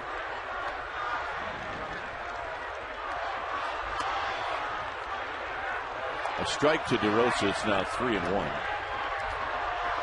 Prior to yesterday's game, Sandoval hit 286. He's now hitting 414.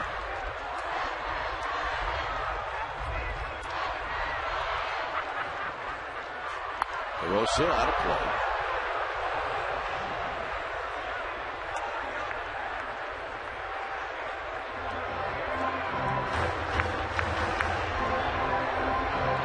From Lincecum, the winner yesterday. 7 innings, 5 hits, 2 runs, a walk, 10 strikeouts. 2 starts, 14 innings, 17 strikeouts, and 1 walk. That's how you like to start a season off.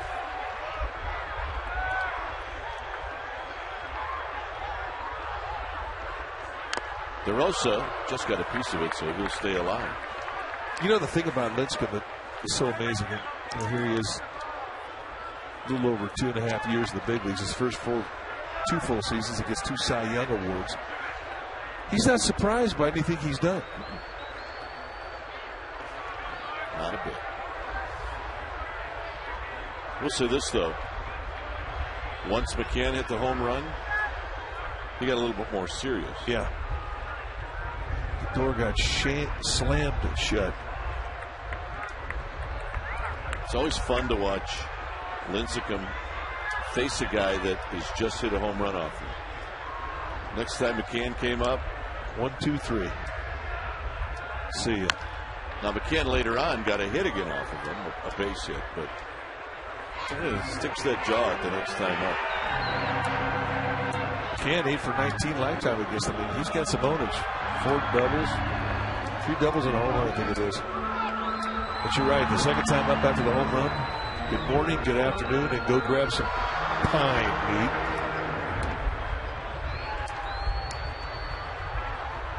Three and 2 to Mark DeRosa. And he gets some swinging in the inning. Giants pick up a run. We will head to the 7th. It's 7-2 Giants.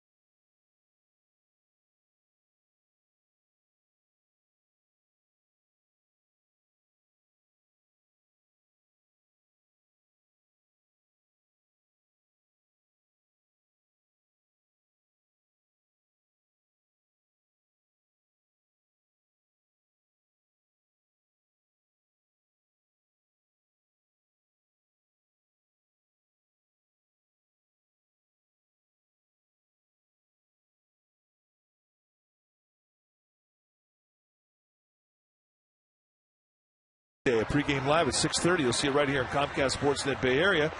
Chronicle Live, the pregame show will be broadcasting live from Willie Mays Plaza starting at 5 p.m. And you can stop by our booth at Comcast Sportsnet and grab some couch meat baby. T-shirt. Limited number, though, so get there early. And you can also ask us a question. We're going to use one of those questions tomorrow night's broadcast. And we'll be out there every Tuesday home game this entire season. So say hey Tuesdays. So when they say limited, what do you think? Like a lot or a little or? I'm saying 100. Okay. LaRoche lines it into left field. A leadoff single for Andy LaRoche here in the 7th inning.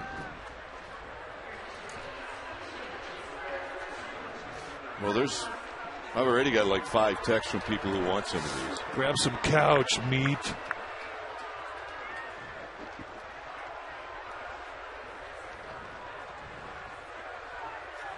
Bobby Crosby, the former Oakland A, is going to hit.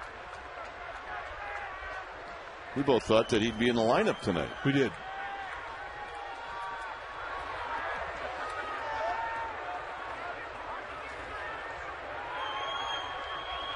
But he's only had one start in the first 6 games, or actually 7 games now, counting this one.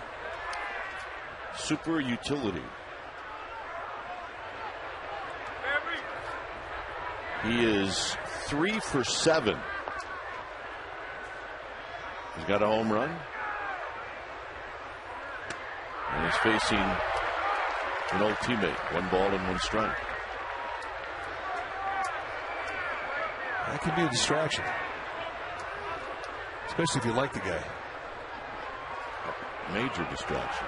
But if you don't like the guy, not a problem. Pitch it inside, not a problem. Swing and a miss, 1 and 2. Now, the 2 best changeups he's thrown tonight have been the last 2 pitches he's thrown Crosby. Oh, he really finishes this off nicely. Good arm action, setting it up. Perfect location. Sergio Romo started to get greased up. Giants pen. Ooh, good pitch. Didn't get it. Crosby thinking about the changeup again. Well, that's what, I mean, when Zito's really got command of that inside strike zone, he'll lock guys up just like that after they've seen a couple of changeups or big, slow curveballs.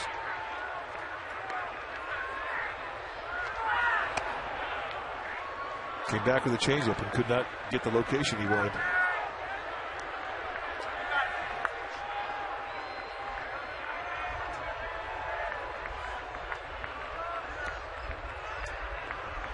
Three and 2 to Bobby Crosby.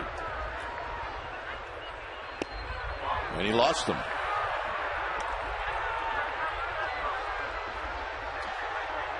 Now, Bloomberg Sports, the leader in data analysis, has developed an analytical product being used by baseball clubs.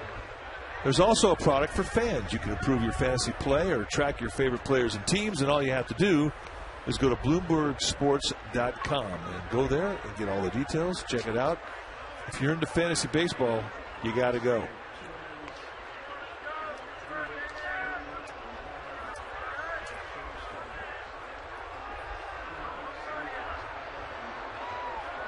The entire infield minus Huff is on the hill talking to Zito. And this was to give Romo some time, and here comes Bruce Bochy.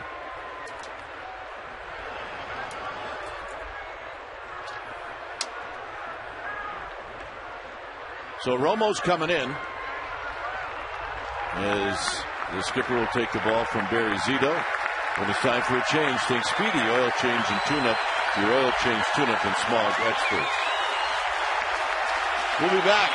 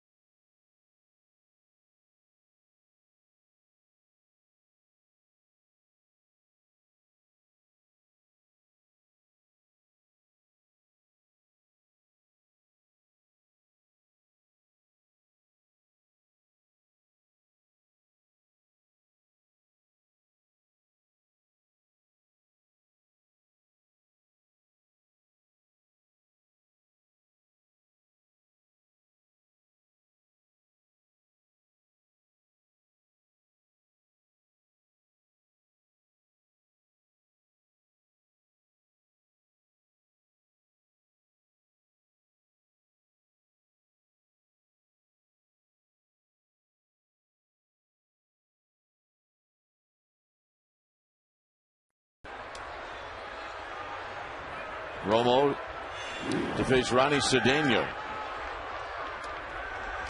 The numbers for Romo, 4th game he's been in. ERA perfect. Couple of base runners in 3 innings. Off to a good start. First pitch pulled foul. Yanked foul.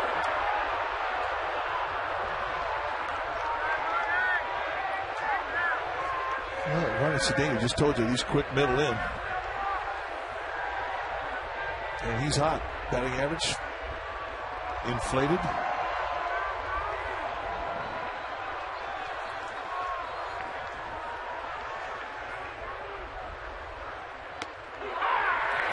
Breaking ball, nothing in 2. Romo will tell you he thinks he has better command with that slider than he does with his fastball.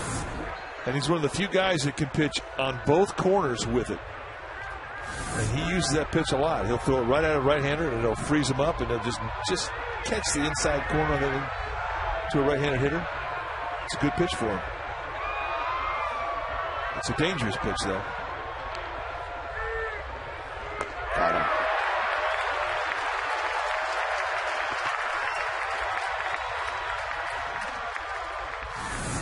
Just perfect location. Ahead in the count 1-2. You drop it down at the base of the strike zone and a swing through see ya.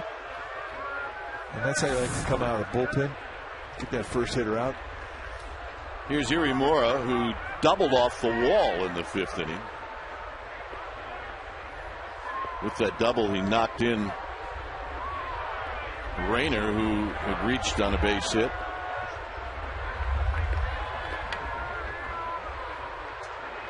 (7-2) Giants here in the 7th inning.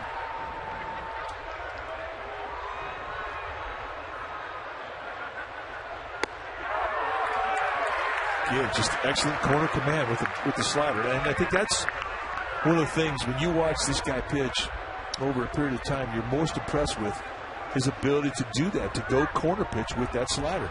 It's not an easy thing to do, but for him, he feels more comfortable with that pitch than he does the fastball.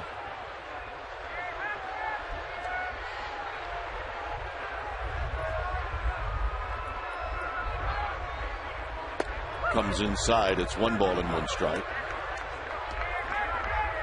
Backdoor slider, come back and try and front door a sinker.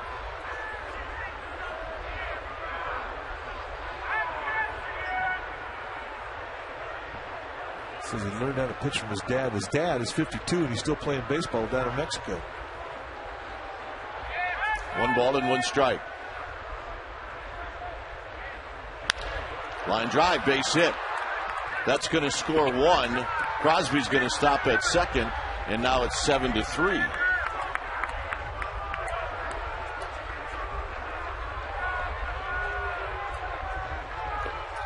Second RBI for Iwimura.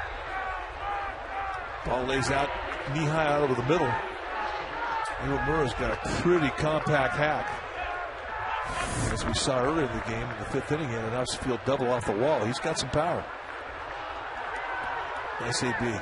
Here's McCutcheon.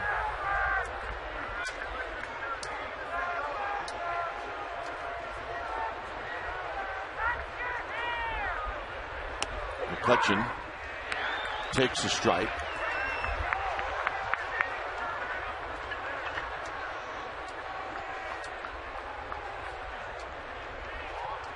Dan Runsler gets the call.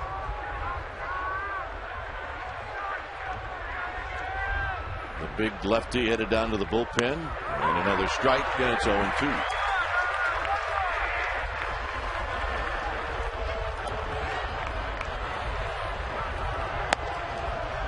Runsler.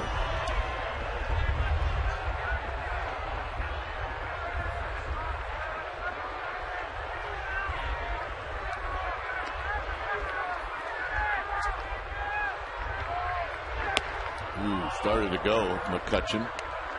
1-2. 3 in the first for the Giants.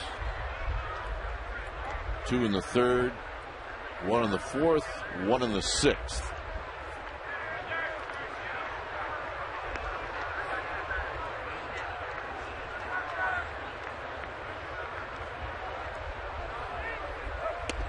Ooh, boy, that's just a nasty frisbee. On the 0-2 is a bit wide. He brought it back in about 8 inches and gets the swing through C, a second strikeout. And that's a good breaking ball. And a great place forward when you're heading to count 1-2. You see real consistent stroke with that breaking ball. It's the same release point every time. And that gives him his command of a good hard slider. Here's Millage. Lasting's Millage has bounced out 3 times. This time, instead of the breaking ball, Romo throws Millage a fastball wide.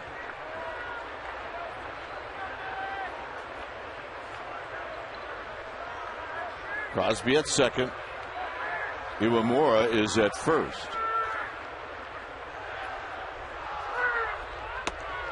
Just missed, 2-0.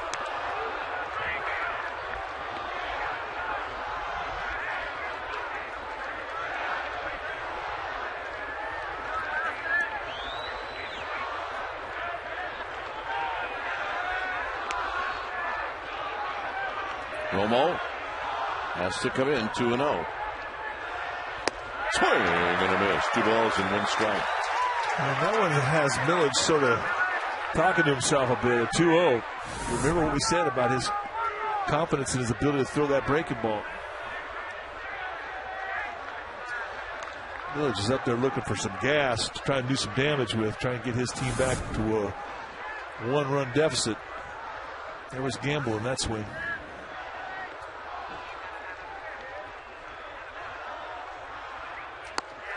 2-2.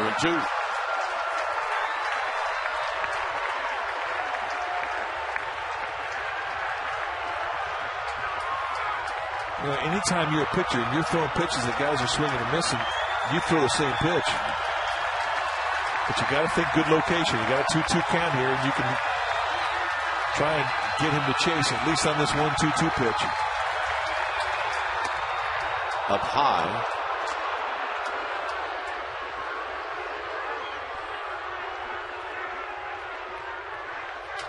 Crosby at second. Iwamura is the runner at first.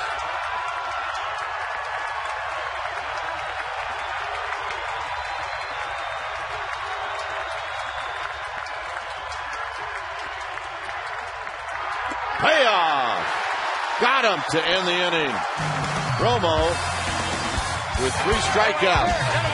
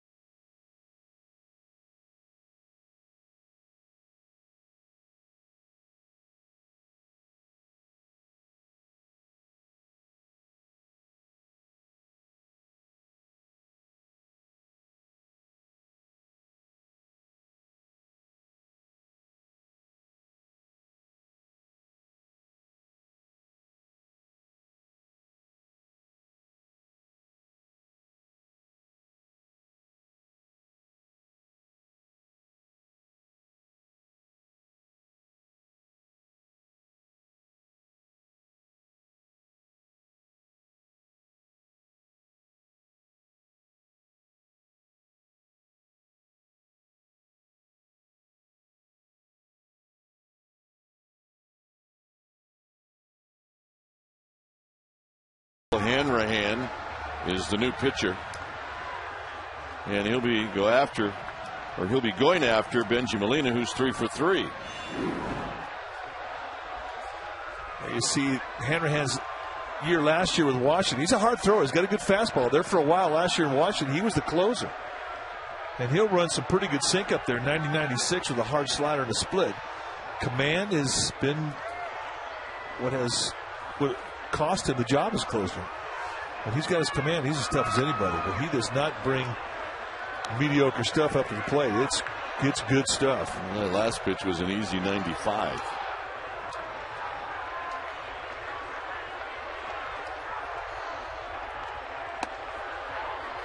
Two balls and no strikes. He is not an easy guy to catch. That type of velocity, that type of sink, that is a heavy ball. You do not want to get jammed by Hanrahan.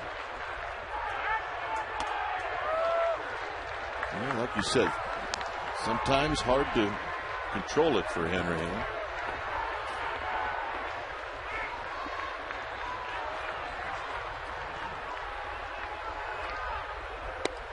And a 4-pitch walk.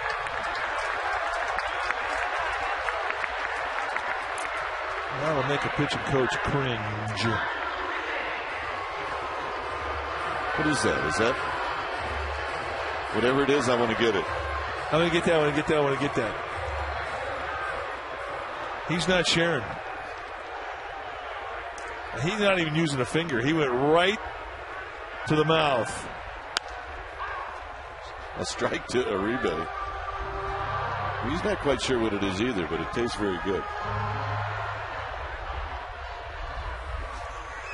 That is a no-share move right there. 1-2. Here you are, honey. This is how much. This is what I think of you. I got my brewski. You can have that. Yeah, but she didn't tell him. She found it under the chair. Up the middle. Crosby has it. The backhand flip, and they get one.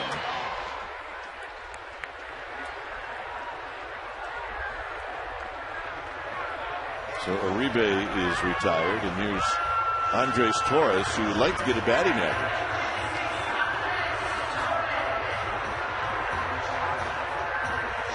I believe I said Bobby Crosby, that was Sedania.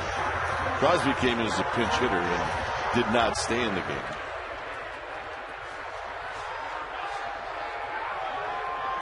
As Runzler again moving down towards the bullpen.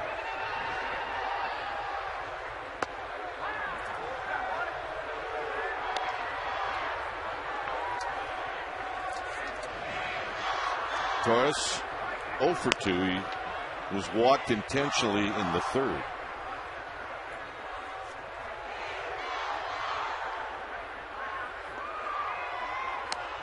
So did you have Zito ended up giving up 3? I did. 6+, 5 hits allowed, 2 walks, 3 runs. And, I mean, he really had to battle because he did not have quite the same command that he had in his previous start. And he fought through it. Nice job. Just inside to Torres, 1-2.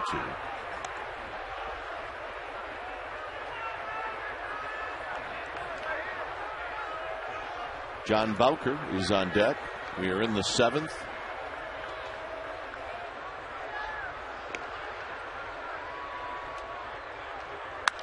High and foul and a souvenir.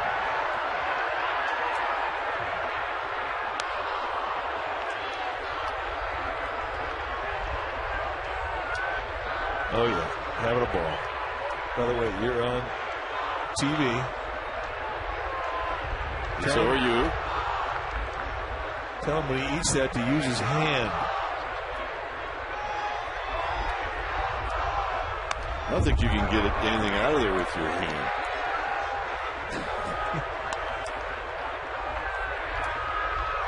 Those are good seats. Yeah, they are. Oh, well, she got a little bit out of her. There we go.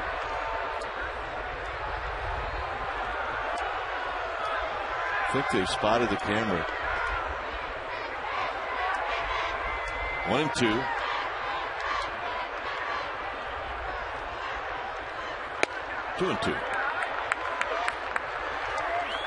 No share popcorn is not allowed in our house. I just want you to know that. If you have popcorn, you have to share it. That's a family rule. I mean, I think it's a good rule. 2-2 to Torres. Foul back on a high sinker. 2 balls, 2 strikes.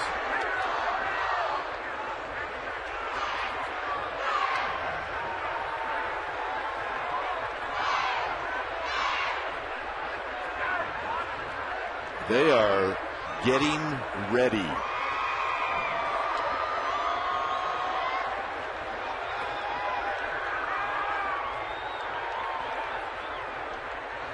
Got him. So Torres loses the battle. And here's Bowker.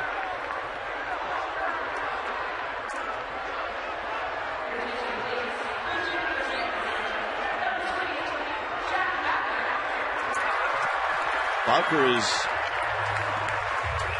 started all but 2 games at the beginning of this season. In both games where he hasn't started, it's been Andres Torres in right field.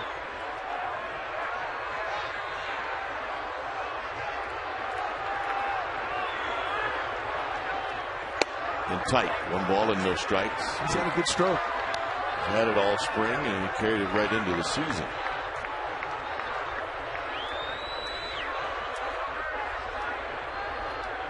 Real easy to explain how he found the stroke. Hard work. 2-0 to John Bowker, the kid from Sacramento. Doesn't say much. Be quiet. Doesn't miss much. Doesn't miss much.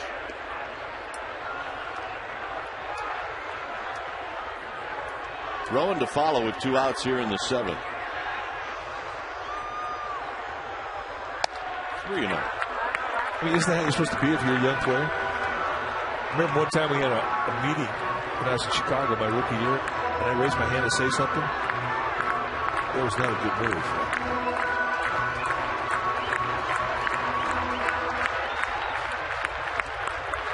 3-0 to Bowker.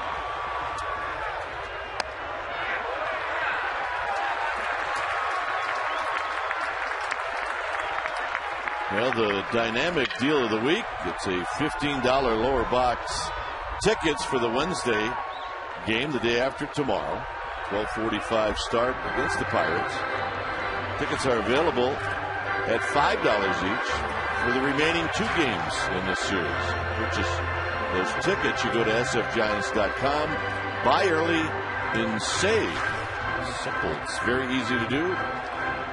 You get to see the Giants play, and they're playing very well right now.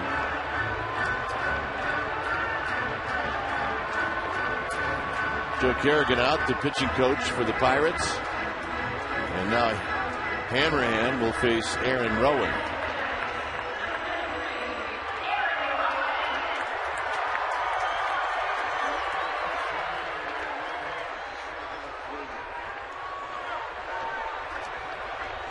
Uribe at second, Bowker at first, 2 outs.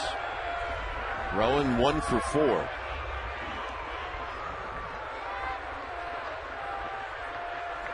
First pitch high, 1 ball and no strikes. Rowan doubled in the bottom of the first inning. After that, he's flied out and he's bounced out twice. Talked about the opener at Target Field in Minneapolis. Today, the Twins won that opener 5-2. So Rowan gets hit. And now the bases are loaded.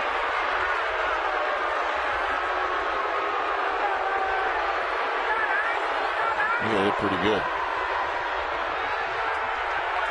Well, if you get that kind of reaction out of Rowan, you know it hurt. Because he wears pain as good as anybody I've ever seen. And in the bottom. Right arm. He drops the elbow down and catches him on the wrist. Maybe a little bit of the forearm. He had some bite to it. Over the years since he's been here in San Francisco, we watched this guy wear pain. He's amazing. Here's Renteria. Swing and a miss. No balls and one strike.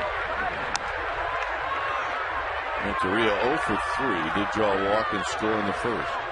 Uribe, Bowker, Rowan. They're loaded with 2 down.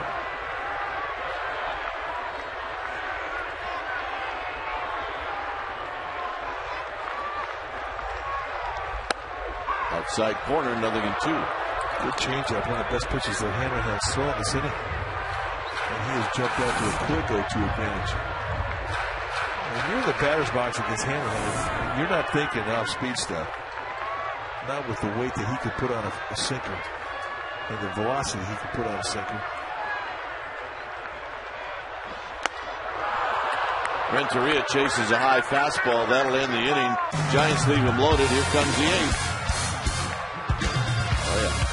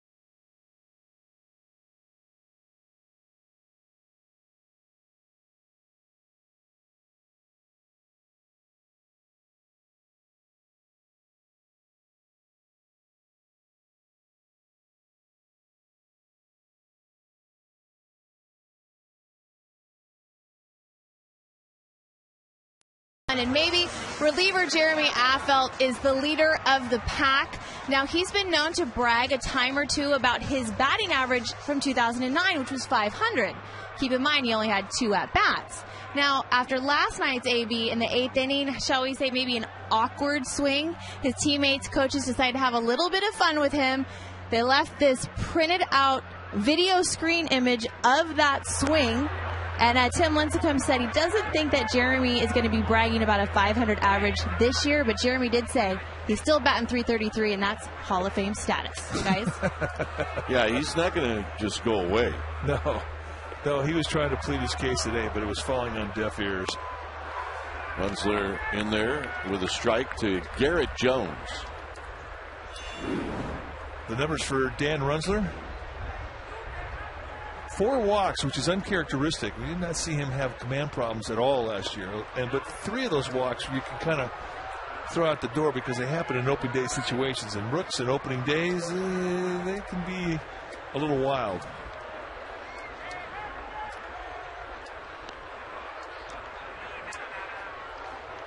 Swing and a miss. 2-2.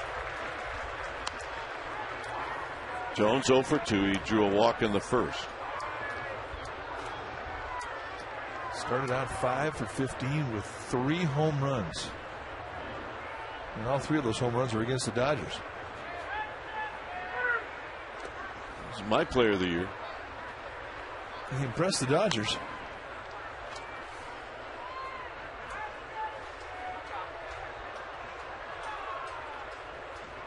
Three balls and 2 strikes.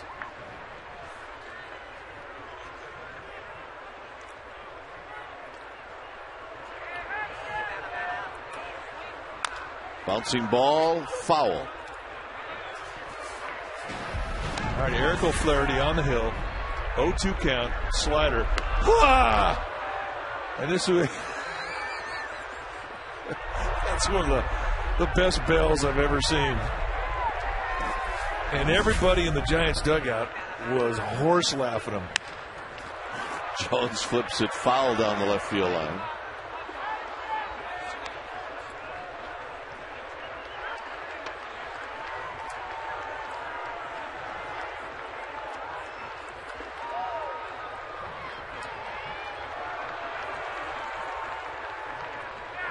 You bet.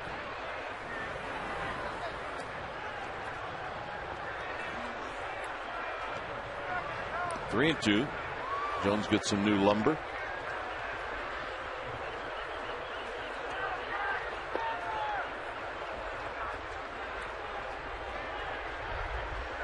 On deck, Ryan Domit.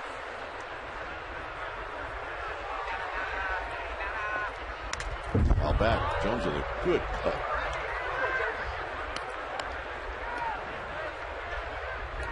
We showed you that gentleman and his date brought him one of these, and we now realize as to why he was in the no share mode, because this is the best stuff we've ever had. Yep, this guy right here, he is now my hero. This stuff is it's like a caramel corn. Well, the thing about this is, all right, you got it on your finger. Yeah. Now try to get it off. Yeah, that's good stuff right here. I want to get that. I want to get that. I want to get that. This guy's now my hero. Look at, she can't get it out of her throat. Neither can I. Meanwhile, Dan Runzler's dealing. Wow, it is good. Yeah. Probably not something that John Miller would be eating while he was broadcasting.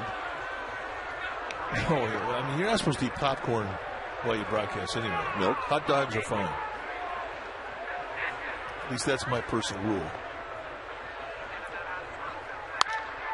Skied out to right. Andres Torres will get some work. 2 down.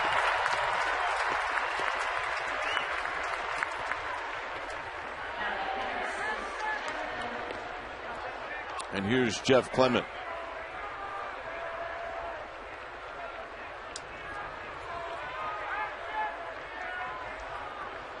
Clement is struck out, he's bounced out, and he's flied out.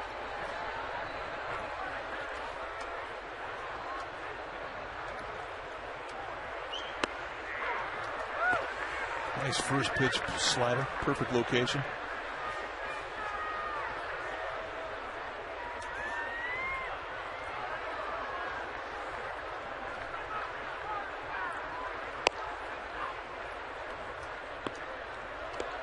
Giants with 11 hits tonight. They've scored 7 times. They've stranded 7. They've had some opportunities get away from them. And Runzler's got a good rhythm going. He does. He is throwing right through the hitter.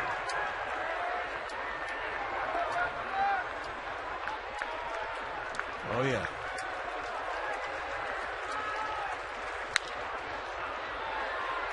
Uribe from the outfield grass, and Runzler with a 1-2 through inning. Pablo Sandoval is going to lead things off, and Sandoval's got 3 hits tonight when we come back.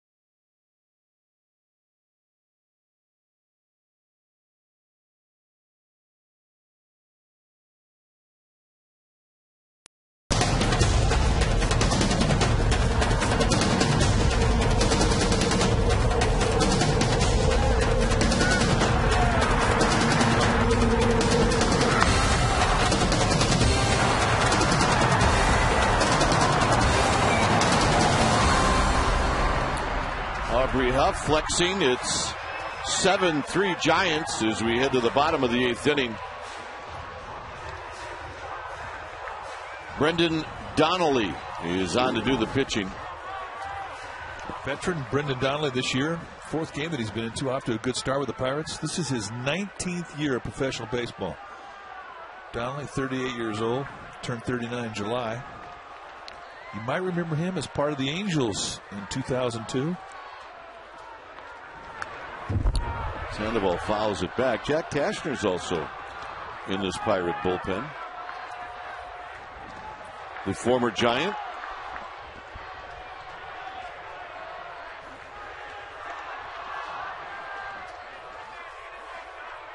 Sandoval, 3 for 4.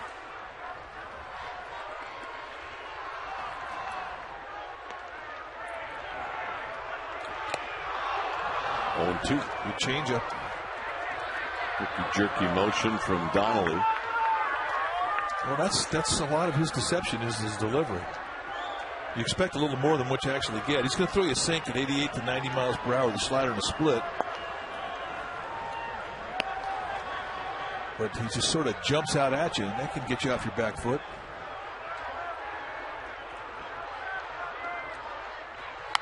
Sandoval attacks that pitch and fouls it out of play. I mean, how many times have you seen the Panda laid on an 89 mile an hour fastball? You just don't, but it's the motion that throws you off.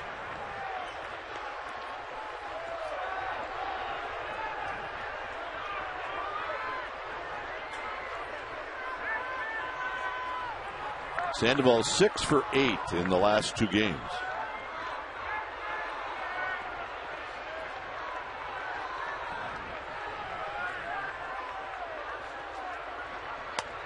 One and 2.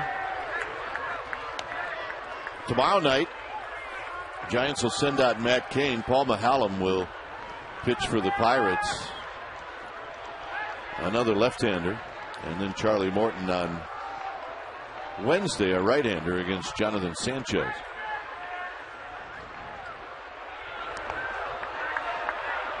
Day off Thursday, and then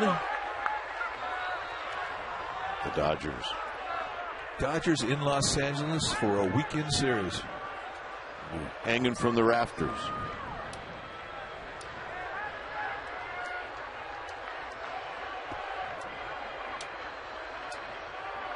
Two balls and 2 strikes.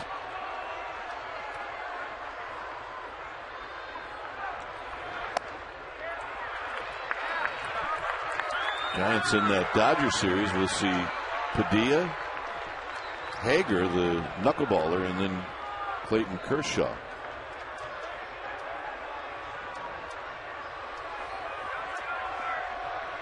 We don't want to get ahead of ourselves, and we're not doing that. We're just telling you, Dodgers are coming up. Sandoval hammers one foul. Boy, again, another example of just how he could smother a low pitch. I mean, he could barrel just about any location. Don't get me wrong, but boy, from a pitcher's perspective, you drop something down around this below the knees, a 2-strike situation, and the guy barrels you. That unnerves you. And the walk. 0-2 to a walk. It's great at bat.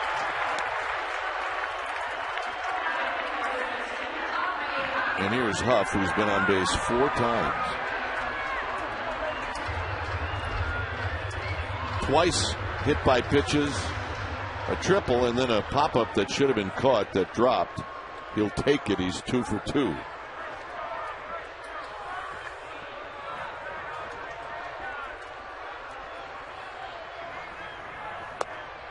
Low, 1 ball and no strikes. Now, Aubrey Huff is not in a hurry. He is not in a hurry to have his at-bat determined. He's going to lock onto a pitch. He's going to sit on a location. He is a disciplined hitter.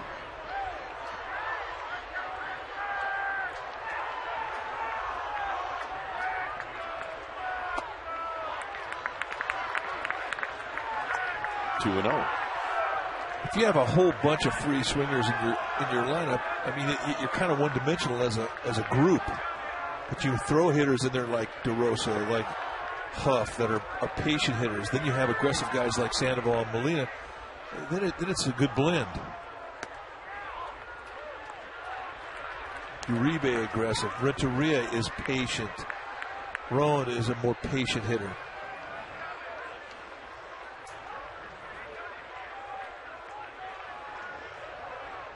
Three 3-0 to Huff. DeRosa on deck. And a walk. Easy take right there.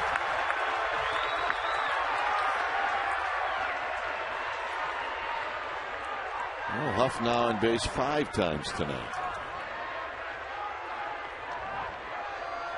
And DeRosa's coming up.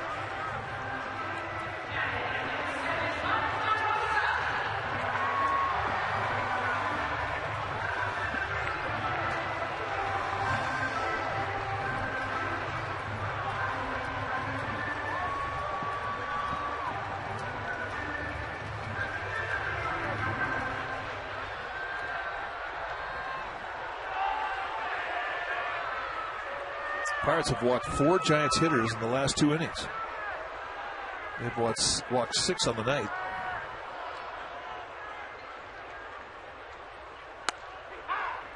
There's a strike. So Donnelly gets out in front of DeRosa. He got out in front of Sandoval and walked him, but he didn't against Huff.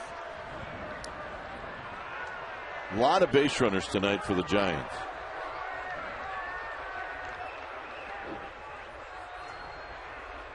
DeRosa on the ground to third. LaRoche will step on the bag, swing it across the diamond for a double play. Nice play.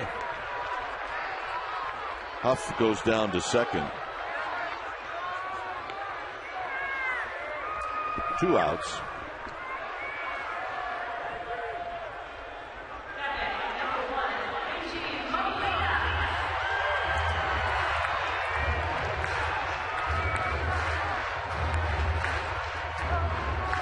.21 batters have reached for the Giants. Here's Benji Molina, who's reached 4 times. And most of the Giants hitters that have reached, Sandoval, Huff, and Molina.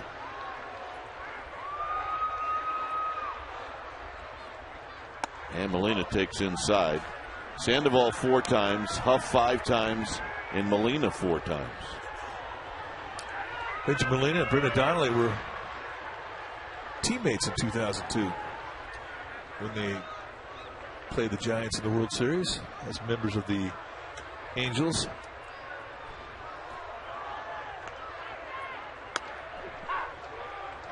One ball and 1 strike.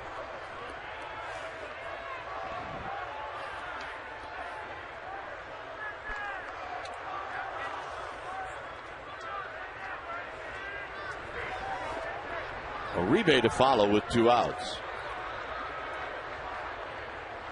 Molina swings and misses. It's 1-2. Good changeup. Donnelly, as you mentioned, is his 19th year of professional baseball. He's got a little over 6 years of big league experience, a lot of years in the minor leagues. But you played 19 years of professional baseball and you have a World Series ring? That's a great career. Yep.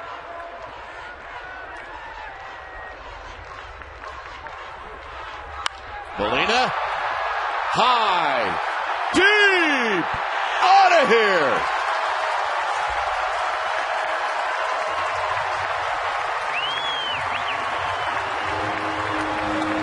First of the year for Benji Molina. A 4-hit night.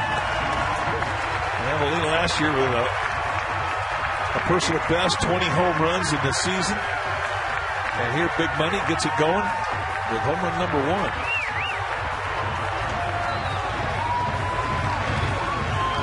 It's early in the season, and we've seen some Giants players have just some incredible days.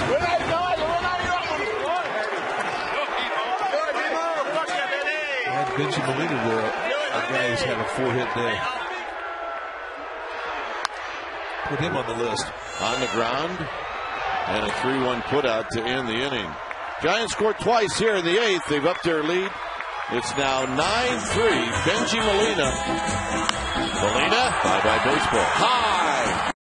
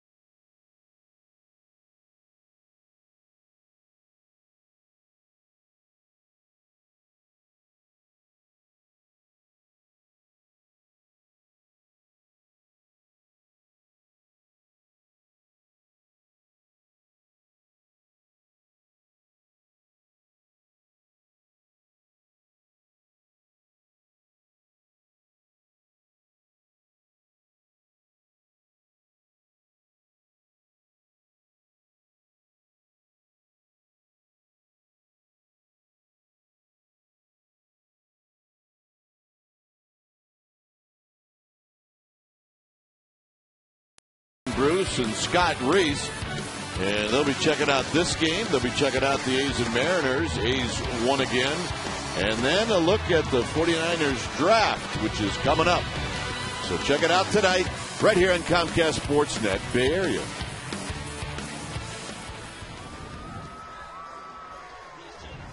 (9-3) Giants. Guillermo Mota is the new pitcher. Off to a great start. I mean, he has been perfect. 2 1/3 innings, no hits, no walks, 1 strikeout. And he is throwing great stuff. Andres Torres moves from right to center. Sherholtz comes into the game to play right. And Travis Ishikawa is now at first. Andy LaRoche will lead things off, with Delwyn Young on deck. 9-3 Giants.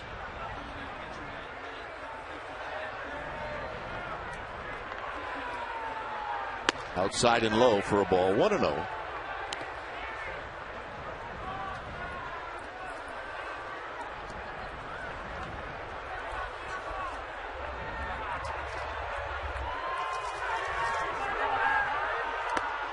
LaRoche trying to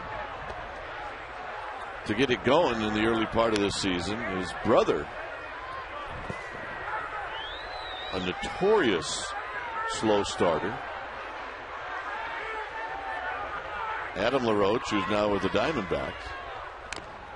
Swing and a foul at the plate, 2-1.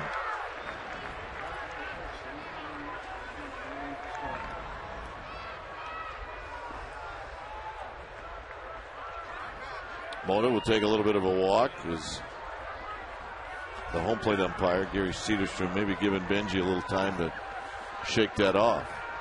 Yeah, he got a foul tip and he hit him high on the chest protector. It hurt. He was not happy about it. 2 balls and 1 strike. This pop-up right below us.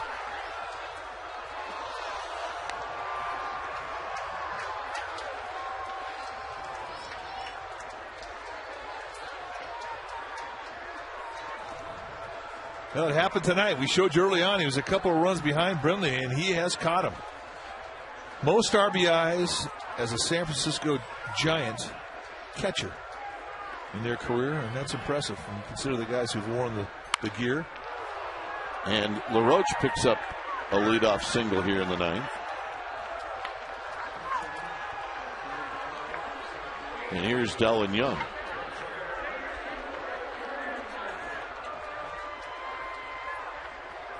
So Young,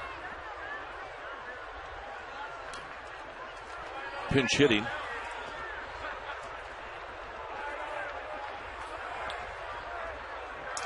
Young 4 for 10 on the season, 1 for 4 as a pinch hitter. Swing and a miss. No balls and 1 strike.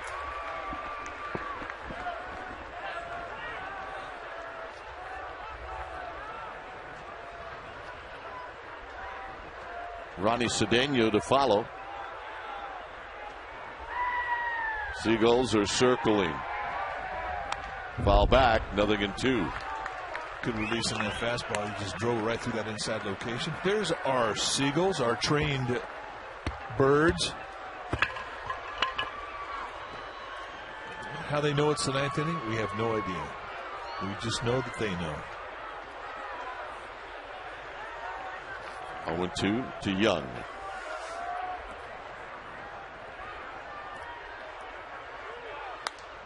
Young skies this one. Work for Ishikawa. As he backpedals, he puts it away. And here's Cedeno.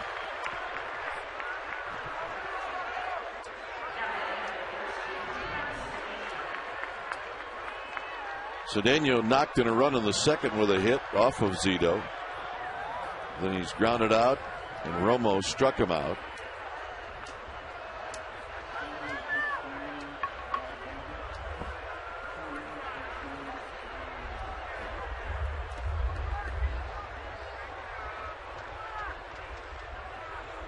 So here's Cedeno, right-handed hitter. And he fouls it out of play.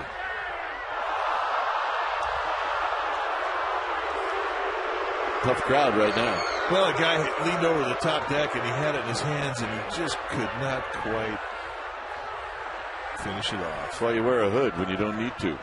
That's a good point. 1 ball and 1 strike. Although a hood's not a bad idea tonight. Risk. Let's check it out. I got a 1-1 to Cedeno. Low, 2 balls and 1 strike. Yeah. He'll think about that for about the next 12 years. He's got his gloves on. See, I think the gloves hurt him. Yeah. Got to go barehanded on those. Yeah. Or bring your mitt. Or bring your real glove. Meat.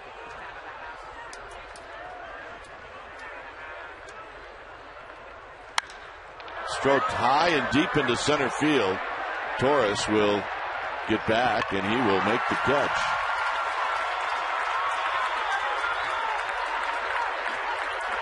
Got to be a big guy to hit him out there. But Cedeno gave it a pretty good ride. And now Huey Moore is coming up.